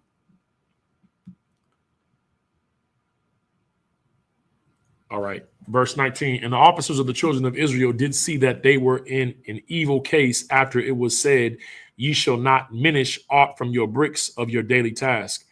And they met Moses and Aaron, who stood in the way as they came forth from Pharaoh. So, like I said, this was to create division between the children of Israel, which always happens. You're going to have, I wouldn't go as far as to call them coons yet, but these were people that were tied into the society economically and the pressure of having to live their daily lives. And then you have the prophets of God who are coming to bring salvation and deliverance to the children of Israel and to let them know what God wants. And they're up against what Pharaoh wants. And with that, now you have, now it comes down to who you're going to obey, who you're going to serve, whose interests are you concerned about, your oppressor or the God of Israel. All right, this is what's going on. And they met Moses and Aaron, who stood in the way as they came forth from Pharaoh. And they said unto them, the Lord look upon you and judge, because you have made our savor to be abhorred in the eyes of Pharaoh, meaning that may the God of heaven look upon you and judge you for what you've done to make Pharaoh treat us this way. When the prophets of God, when we're on them corners and we're, doing what the prophets have always did before us, and we're pronouncing plagues, judgment, or the will of the Most High to our oppressors, you have so-called blacks, Hispanics, and Native Indians who feel like, man, chill out, because what you're doing is going to bring death upon us. It's going to bring more oppression upon us. It's causing us to get us to experience evil. And, like I said, it come down to making a decision. You know what I'm saying? You can't serve two masters. But either you're going to love the one and hate the other, or hold to the one and despise the other. Joshua made this, or it could have been Elijah or Joshua, but Joshua was like, if you think it evil to serve God, then serve Baal. Elijah was like, how long are you going to halt between two opinions? You going to serve the God of Israel? You going to serve Baal? And Trump is the prophet of Baal. Elon Musk, this whole society. You understand? You got to make a decision. If you're a so-called black, Hispanic, Native Indian, you're an Israelite, and you got to make a choice. You know what I'm saying? Between this kingdom and our King's kingdom, Christ, his being established in the earth. That's what the Lord's Prayer is. How are you a so-called Negro, Hispanic, or Native Indian, and you call yourself a Christian, and then you say the Lord's Prayer, but then you're voting for Trump? You have cognitive dissonance. The Lord said it like this. He said, I rather that you were hot or cold. All right. But if you're lukewarm, if you're in between, I'm going to spew you out of my mouth. You Christian pastors amount to the prophets of Baal. That's who you are in the eyes of God. You come off like you're religious, like you're a prophet, but who you serve is, and you know them because they go to the White House and they put hands on Trump and they pray over him. Oh, Lord, they pray to the God of Israel, the creator of heaven and earth, over Trump, who is shipping our brothers and sisters over the border to Guantanamo Bay. Guantanamo Bay was shut down because of the what was discovered in terms of the level of torture that was being done to so-called enemy combatants from Afghanistan and from Iraq, right? They were doing heinous acts on prisoners of war, whom they were supposed to be gleaning information from. They called it enhanced interrogation techniques, but it was torture. And now Trump is now opening Guantanamo Bay, and he said his goal was to send 30,000 of our brothers and sisters to Guantanamo Bay. And you're praying for Trump? Well, okay. You tell me what Israelite was praying for Pharaoh when Moses was going up against Pharaoh. Let's pray for the Egyptians and for the Israelites, that they might all be saved. What Israelite was, when Moses was saying that we need to leave Egypt and God is going to deliver us from Egypt, from slavery, what Israelite was saying, can the Egyptians come too? Are the Egyptians going to be saved? Just show it to me. Show me the scripture where it says there was an Israelite that was crying and praying for the salvation of the Egyptians as well. Show me where God was trying to save the Egyptians as well. So if the God of Israel only saved the Israelites out of Egypt, then what makes you think now, because his favorite son was hung and tortured on a tree, that he might redeem those that were under the first testament, right? We broke the first covenant with God. And that's what the New Testament is. That's what Jeremiah 31 and 31 says. Hebrews 8 and 8 says that I will make a new covenant with the house of Judah and the house of Israel. It didn't say with the whole world. Oh, but the Gentiles, the Gentiles, the Gentiles. Yeah, we were made Gentiles. That's what Paul said. You were formerly Gentiles, worshiping false idols. Why? Didn't your parents teach you to celebrate Christmas? Didn't your parents get you dressed up for Easter? Didn't your parents have an image of white Jesus on your wall and right next to the Martin Luther King picture? Didn't you go to church and while they're reading out of the Bible, they're selling pork plates and catfish plates after church? Gentiles. Yes. You had people who knew that they were Israelites living in Judea and Jerusalem. And you had people that were under Greek captivity who shaved their beards off, just like how we do when we join the military. Or when we want to get a corporate job, we shave up our beards and we become what? We conform ourselves to the society that we're in, that we might what? Survive. But when you come back to know your culture and identity, then you got to make a decision. Do I want this world, or do I want the world that Christ died for? Christ didn't die for this.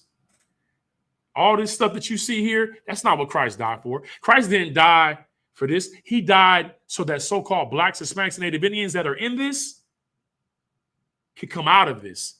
The way that Paul says it is that to be translated from the kingdom of darkness into the glorious kingdom of light. What's the light? It's the knowledge of who you are, the God of our fathers. He didn't say the God of the Scandinavians, the God of the Norwegians, the God of the French, the God of the Italians. He said the God of our fathers. Who is our fathers? Abraham, Isaac, and Jacob, a particular family. I know it hurts. Heathens, you build these big churches, Jehovah's Witnesses, Seventh-day Adventists, these Koreans, I don't know what they on, building all these big churches in their countries, and you think that God hears you because your church increases. People come in, they pay their tithes, and you feel like that's God blessing you. There's no difference between you and the Muslim mosques that are in Arabia that they build. There's no difference between you and the temples that the people in Tibet build, or the Chinese Taoists build. They build big temples and all that too. When Christ comes, all that is getting laid down. And he's going to separate his sheep from the goats. Because like the prophet Ezekiel said, the flock of God are the children of Israel, the men of Israel. Those are his sheep. He never called another nation sheep. He called you the beasts of the field. That's what you are. And you, in the heavy part is you got Christians, so-called Negro, Hispanic, and Native Indian Christians who want to bring in the wolves and bring in the lions and bring in the jackals. Salakia. This camera just acting out of control. Don't worry. Y'all be patient. You're going to get it right back. You know what I'm saying? There's no sweat. They want to bring in all these beasts into our flock. And that's why we're made prey. You understand? But the Lord is trying to separate us. He's always trying to separate us from everybody else. That's all he's ever said. Our God is a God of segregation, of separation. He's not a God of integration. You know what I'm saying? To the point to where the Lord wants us to be separated, to the point to where he confused the languages of everybody at Babel. That's how much he didn't want us to be together, to be united. That's what Babylon always tries to do. Babylon tries to bring everybody together under one banner. The Lord separates us because why? We belong to him. In his order, his structure is going to be Christ, the 144,000 of the 12 tribes of the nation of Israel as his government, the 1/3 the civilians, the men, women, and children that do not have a crown or a position of authority, but are citizens in that kingdom. And then you're gonna have the rest of the nations who have to serve out their punishment for whatever they did to the nation of Israel, however the Lord sees fit. But our gates are going to be open 24 hours a day. We're not creating, I mean, it's going to be a wall that's high, a high wall of the kingdom, but the gates are going to be open. Why? Because the heathens have to bring their tribute unto us to help for us to build up our kingdom. We're not going to be working like how they're working. Like how you work right now, y'all 16 hours a day. If you come in and serve Christ, you won't be working like this. You're going to have workers. Imagine if you just had 5 people working for you, giving you their checks every week. Just 5 people. How your life would change. You can't even consider that, right? You got to work 2 jobs. But imagine if you had 5 people that were working a job and they had to give you their checks every week. You wouldn't be getting up worried about anything. Just 5 people. Now, think about how the people that rule over us. This is why their kids take yacht trips around the country, and they tell you, well, you got to work towards that. There's no working towards that. We're not fighting for that. We're not trying to fight to be something in this kingdom. We're going to serve our God and serve Him and take the kingdom. That's what the scripture says. The saints will take the kingdom. The prophet Daniel. All right, let me finish this out. So we can go close out. Salakia, what time is it? Yeah.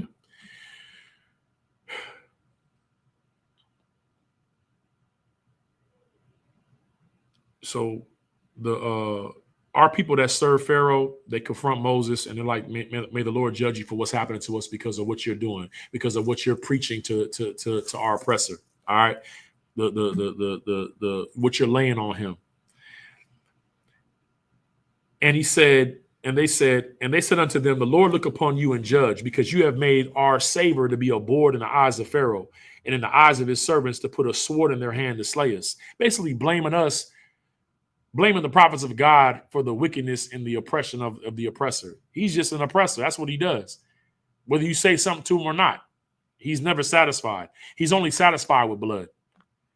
Verse 22, and Moses returned unto the Lord and said, Lord, wherefore hast thou so evil entreated this people? Why is it that thou hast sent me? Basically, like, he kind of getting a little weak with the Most High. Like, Lord, you told me to tell this to Pharaoh. Now they're doing this to the people. Why'd you set me up like this? All right. But the Lord know what he's doing. The Lord told Abraham that we would be in Egypt 400 years prior to that. The Lord know what's going on. Don't be faithless. Be ready to work. Be ready to follow orders. Don't be faithless. For since I came to Pharaoh to speak in thy name, he hath done evil to this people. Neither hast thou delivered thy people at all. Why? Good night. There's no sweat. Shout out to Moses. No sweat. I'm not going to speak loosely because that was a heavy thing that the Lord had him do. But now we have our records. This is why, the things that were written aforetime were written for our learning. We're supposed to learn from this. You either eating from the tree of life or you're eating from the tree of the knowledge of good and evil. You can gain wisdom from indirect experience by reading our records and gaining wisdom on how to move and how to trust the Most High, or you have to go out there and bump your head and experience the pain for yourself. And now you know because you've suffered the penalties or the sting of death. You understand? We don't need to talk to the Lord like this. It's like the Lord. The Lord had told us to go and prophesy this kingdom's fall and Babylon is falling. We're not going to go to the Lord and say, "Oh, well, Lord, we've been prophesying, but Babylon ain't falling. Babylon is falling. This kingdom is falling." We don't see Trump and say, "Oh man, dang Lord, where's Christ at?" No, we see Trump and we see the prophecies of God being fulfilled in the earth. We see Putin and we see Zelensky and we see Kim Jong-il and we see China and BRICS, and we say, "Yep. This is the prophecies of God being fulfilled." We see Trump putting tariffs on all these countries, and we say this is already written in the scriptures. We see that. We know that. Because why? The Lord does nothing in the earth except he first revealed it to his prophets, man. We don't become faithless because things get hotter. Things are getting hotter. Why? Because the Lord is bringing judgment. Then the Lord said to Moses, "Now shalt thou see what I will do to Pharaoh. For with the strong hand shall he let them go, and with the strong hand shall he drive them out of his land. And God spake unto Moses and said unto him, I am the Lord. And I appeared unto Abraham, unto Isaac, and unto Jacob by the name of God Almighty, of El Shaddai. Basically like the terrible storm God. They didn't know the Most High as Yahweh. You understand? But my name is Yahweh. It was not known to them. And I have also established my covenant with them to give them the land of Canaan. Everybody over there that's living in the land of Israel, you see how Trump talking about how he wants to buy the Gaza Strip and kick all the Palestinians out of the Gaza Strip, over 2 million, like 1.8 to 2 million people, and put them in Jordan and Egypt and Syria and all these other lands and buy housing for them, right? So he can build a resort. None of that is going to happen. None of that is going to take place. And if it does, if they start to build, even so, Lord, come. We know that you come quickly, but even so, Lord, come.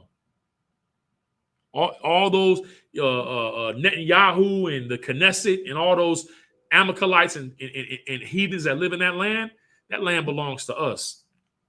And the Lord's going to take us out of all these lands that we've been shipped to in our captivity. And he's going to bring us back to our land. That's going to happen. As surely as he brought the Israelites out of Egypt, the Lord is going to bring us out of the lands of the north and put us back in our land again. And all these imposters, the Gentiles who tread our land, are going to be removed and destroyed.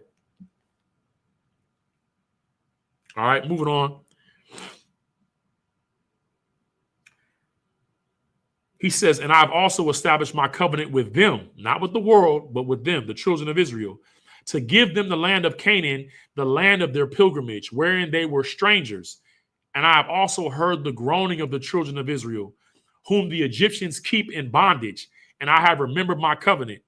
When the Lord sees us getting shot down out here in these streets, unarmed, the abortion clinics, right?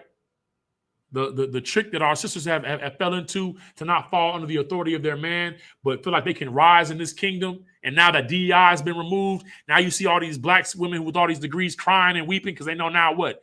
They're not going to have no jobs. All the Lord is doing is putting us all into the same boat and realizing that y'all are family. Y'all going to have to deal with each other. Y'all are my people. He's separating us from them. He's separating us from them. Why? Because he's about to destroy them. He's about to destroy them. So he's pulling us away from them. That's all that's happening. All right.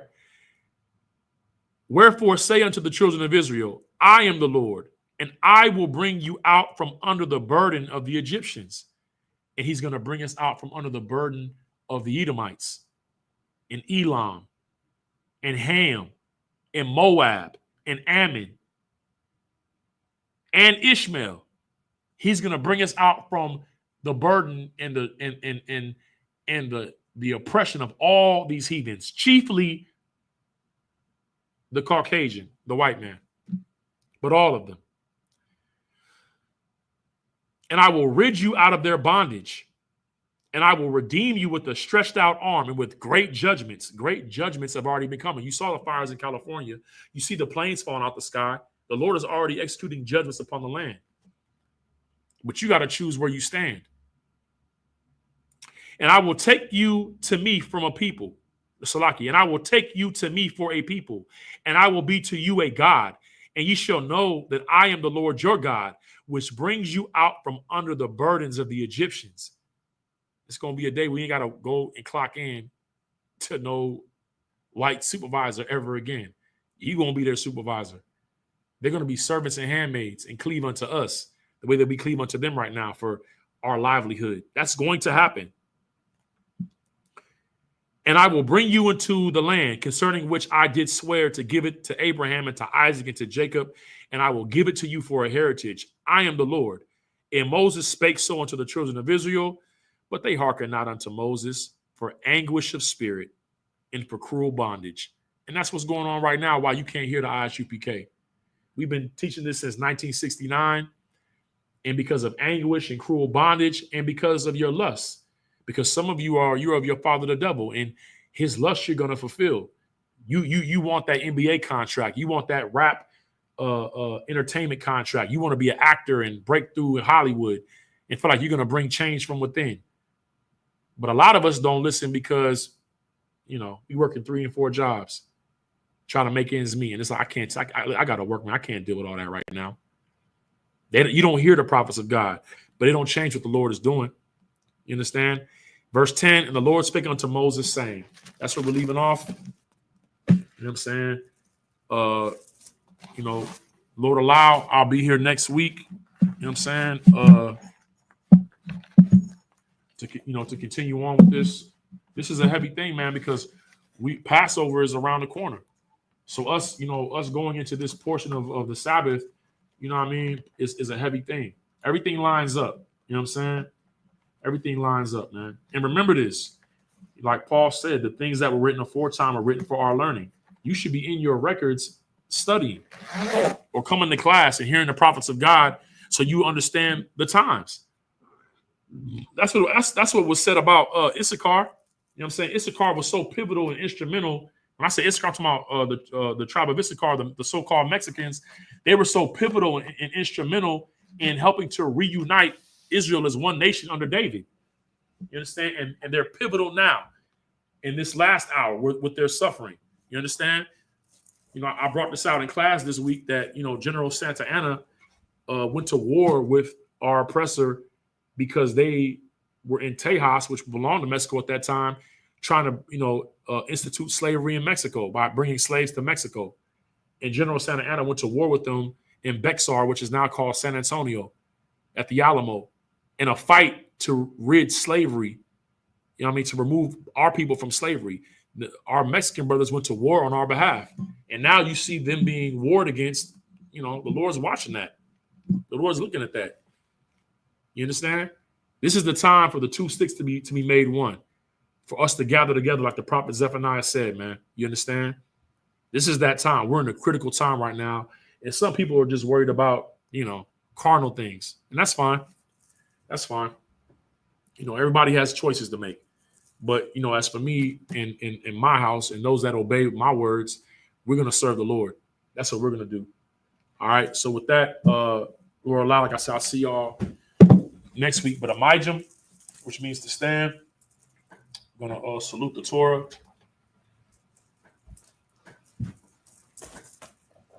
Yahweh Ba'Shem Yah Shai Barak Yah.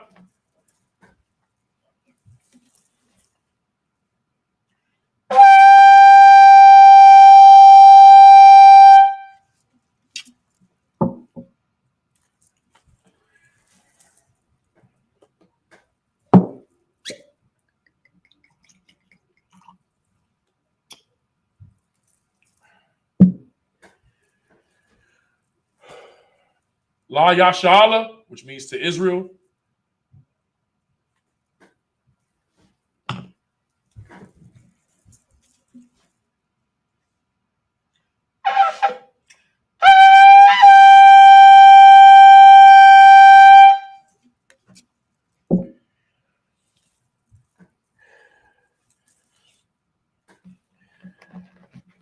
Wa Hakwadam, which means to turn and face the east. We're going to do the prayers. This is the Lord's Prayer in the Hebrew. Abanawa, Shabbat Shemayim, Kodash, Haya, Shemka, Yahweh, Malak Taba'a, Ratazayaka, Haya, Aisha, Ba'arataza, Kowa, Haya, Bashamayim, Nathanlanawa, Lakam, Call, Yawam, Wasalaknawa, Kabawafnawa, Kasalaknawa, Kabawafyanawa, Wala'a, Tabia Ayanawa, Banasaya Wan, Abal, Hiwashinawa, Mayan, Ra, Kaya, Laka, Hamalatwa, Waha Allah, Waha Thapara, La'ai Walamium, Aman, in the English. Our Father, which art in heaven, hallowed be thy name. Yahweh, thy kingdom come, thy will be done in earth as it is in heaven. Give us this day our daily bread, and forgive us our debts as we forgive our debtors. And lead us not into temptation, but deliver us from evil. For thine is the kingdom and the power and the glory forever. So be it. This is the prayer of the power of the Hakak in the Hebrew. Yahweh, Ba'Shem Yahweh Shai, Baba Koshah, Nathan Lanawa, Hakak, Larapa'ah, Kal Makalah, Wakal Marawa, Hakak, La Tahar, Ha Matazarium, Hakak, La Haquium, Hamathium, Hakak, Al Rakawa, Hata Ma'ala, Lagarshan, Ba'ashim Yahweh, the Wada Aman.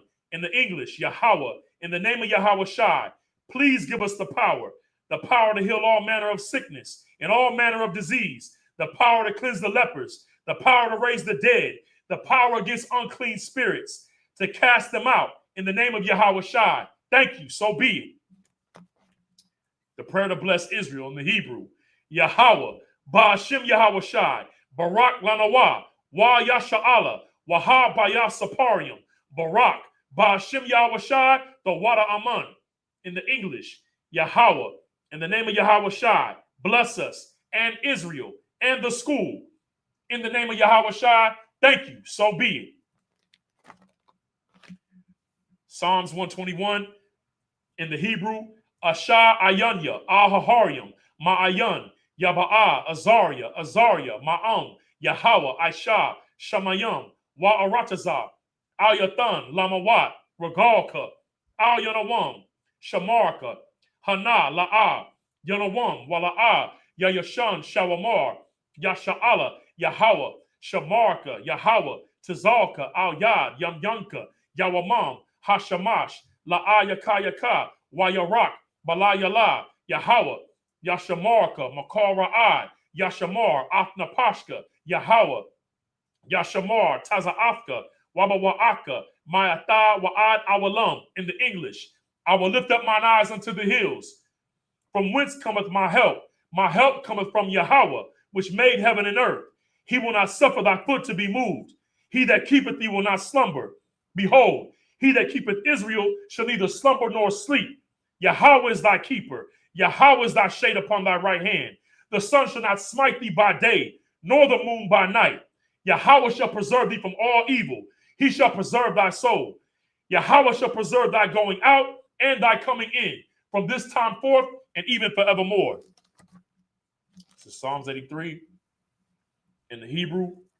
Alahayim, Al Damayalaka, Al Thakarash, Wa Al Thashakwat, Al Kayahana, Awayabaka, Yahama Yawan, Wa Mashanayaka, Sha Wa Araash, Al Imaka, Ya'ira Yum Salaki, Ya'ira Yumwa, Sawad, Waya Ta'atazawa, Al Tazapawanyaka, Amarwa, Lakawa, Wanakyadam, Magalia, Wala'ai, Yazakar, Sham Yasha'ala, Iwad, Kaya, Na'awatazawa, La Yakadwa, Alyaka, Barya, Yakarthwa, Ahawya, Adawam, Wa Yashama'alyum, Ma Wa'aba, Wa Hagarium, Gabal, Wa Amawan, Wa Amalak, Palasha, Am Yashabya, Tazawar, Gamashawar, Nalawa, Imam, Hayawa, Zarawai, Labanya, Lawat, Salah, Aisha, Lahum, Kamadian, Kasayat, Salake, Kasa Yashara, Salake, Kasa Yasara'a,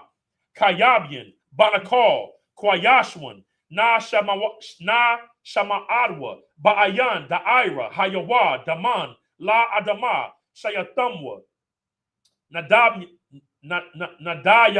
Nadayab, Salakia, Nadayamawa, Ka'arab, Wakazaba, Wakazabak, Waka Tazamanai, Kal Nasakamwa, Ashar, Amarwa, Na Yarasha, Lanawa, Nawa, Alahayam, Alahaya, Shayathamwa, Kagogala, Kakwash, La Panya, Rawaka, Ka'ash, Tabaya Arya Ira, Waka Lahaba, Talahat, Haryam, Khan, Taradatma, Basa Iraka, Wabasa Wapafka, Thabalaham, Mala'a, Panyaham, Kwalawan, Wayaba Kwashwa, Shamka, Yahawah, Yabashwa, Wa Yabawa, Aya Id, Waya Kaparwa, Waya Abadwa, Waya Daiwa, Kayata, Shamka, Yahawah, Labadka, Al Yawan, Al Kaharatazah. In the English, Psalms 83. Keep not thy silence, O power, and hold not thy peace, and be not still, O power. For lo, thine enemies make a tumult, and they that hate thee have lifted up the head. They have taken crafty counsel against thy people, and consulted against thy hidden ones. They have said, come, let us cut them off from being a nation, that the name of Israel may be no more in remembrance. For they have consulted together with one consent. They are confederate against thee. The tabernacles of Edom, and the Ishmaelites of Moab, and the Hagarenes, Gabal, and Ammon, and Amalek, the Philistines, with the inhabitants of Tyre. Ashur is also joined with them. They have hope in the children of Lot. Salah, do unto them as unto the Midianites, as unto Sisera, as to Jabin at the brook of Kison, which perished at Endor. They became as dung for the earth. Make their nobles like Oreb and like Zeeb, yea, all their princes as Zabah and as Zalmunna, who said, let us take to ourselves the houses of the power in possession. O my power, make them like the wheel, as the stubble before the wind, as the fire burneth the wood, as the flame setteth the mountains on fire. So persecute them with thy tempest, and make them afraid with thy storm, and fill their faces with shame, that they may seek thy name. O Yahweh, let them be confounded and troubled forever. Yea, let them be put to shame and perish, that men may know that thou, whose name alone is Yahweh, art the most high over all the earth. This is the prayer of the blessings in the Hebrew. Barakatah Yahweh, why Yahweh Shai, why Mayaka Allah, why Allahayim, Matasabaya, Alawap Yahana, Ha Alawapium, Ha Saranium, Ha Kotasayanium, Ha Kakayalium, why Ha Akwafian, Yahweh, Ba'ashim Yahweh Shai, the Wada Aman. In the English, bless you, Yahweh, and Yahweh Shai, and Michael, and the angels, commanding General Yahana, the generals, the captains, the officers, the troopers, and the sisters. Yahweh, in the name of Yahweh Shai, thank you, so be it. These are the curses. Blessed are you, Yahweh, King of heaven and earth, and all things living. Yahweh, in the name of Yahweh Shai, listen to us now, right now. Send evils and curses and punishment and destruction to the heathen that speak against us, thy prophets, the teachers, the princes, the priests, and the Israelite brothers, and the school. Send evils and curses and punishment and destruction to the heathen, and shake loose the treasure of the rich of Israel that refuse to give to the school. Force their riches to enter into thy sanctuary. Send evils and curses and punishment and destruction to the Edomites and the nations and their drug dealers, the court system, the prison system, Planned Parenthood, all the governments of our enemies, Amalek synagogues and armies, Roman Catholic Church, the Pope, Islam, Christianity, Egyptology, militia, Ku Klux Klan, Aryan Nation, skinheads, Posse Comitatus, the gay movement, the lesbian movement, spies, workers of witchcraft, NASA space programs, Army, Navy, Air Force, Marines, Wall Street. Open up the internet and the airwaves, the cable access channels and the radio channels. Convict the spirit of any of thy people that seek to stop us, and bring swift destruction to the heathen and all that stand in the way or try to stop us from broadcasting your words throughout the planet Earth.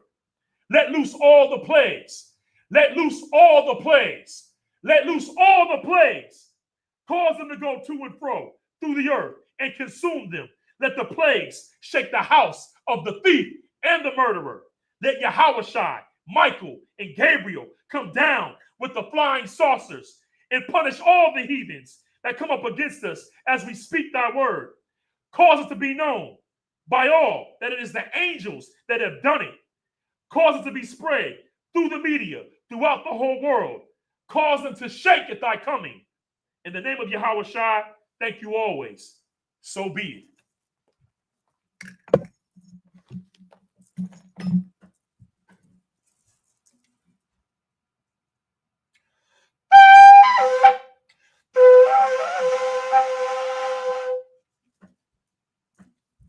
I'm going to give a courtesy salute to the Akim, men of Israel. Imajim Shabbat, Imajim, Barak, Yahweh Ba'ashem Yahweh Shai Brakatah, Yazamatah, Sar, turn face to sisters, men of Israel, Imajim Shabbat, Imajim, Barak, Yahweh Shemar Latham Ba'ashem Yahweh Shai, Yazamatah, class dismissed.